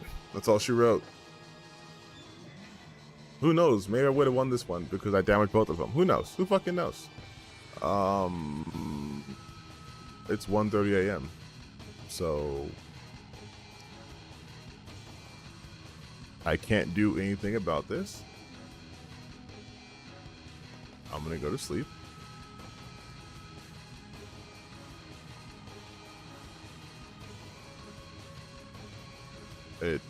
I think it crashed my desktop too, so I can't even like tab out to like YouTube or anything. No, right? No, I can't tab out. So it's done. It crashed my entire. Oh wait, the sound went away. So maybe nope. It just crashed. It just fully crashed. It just fully. It's gone. All right, so we do face only. All right. Well,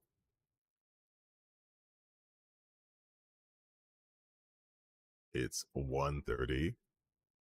I'm going to bed. And maybe I'll play this game again. But the next time I'm streaming, it's gonna be on my Twitch channel. Soul Reaver. A different game to get away from this madness. But thank you guys for joining this late night impromptu 3.5 hour stream. Oh my god, I gotta go to bed.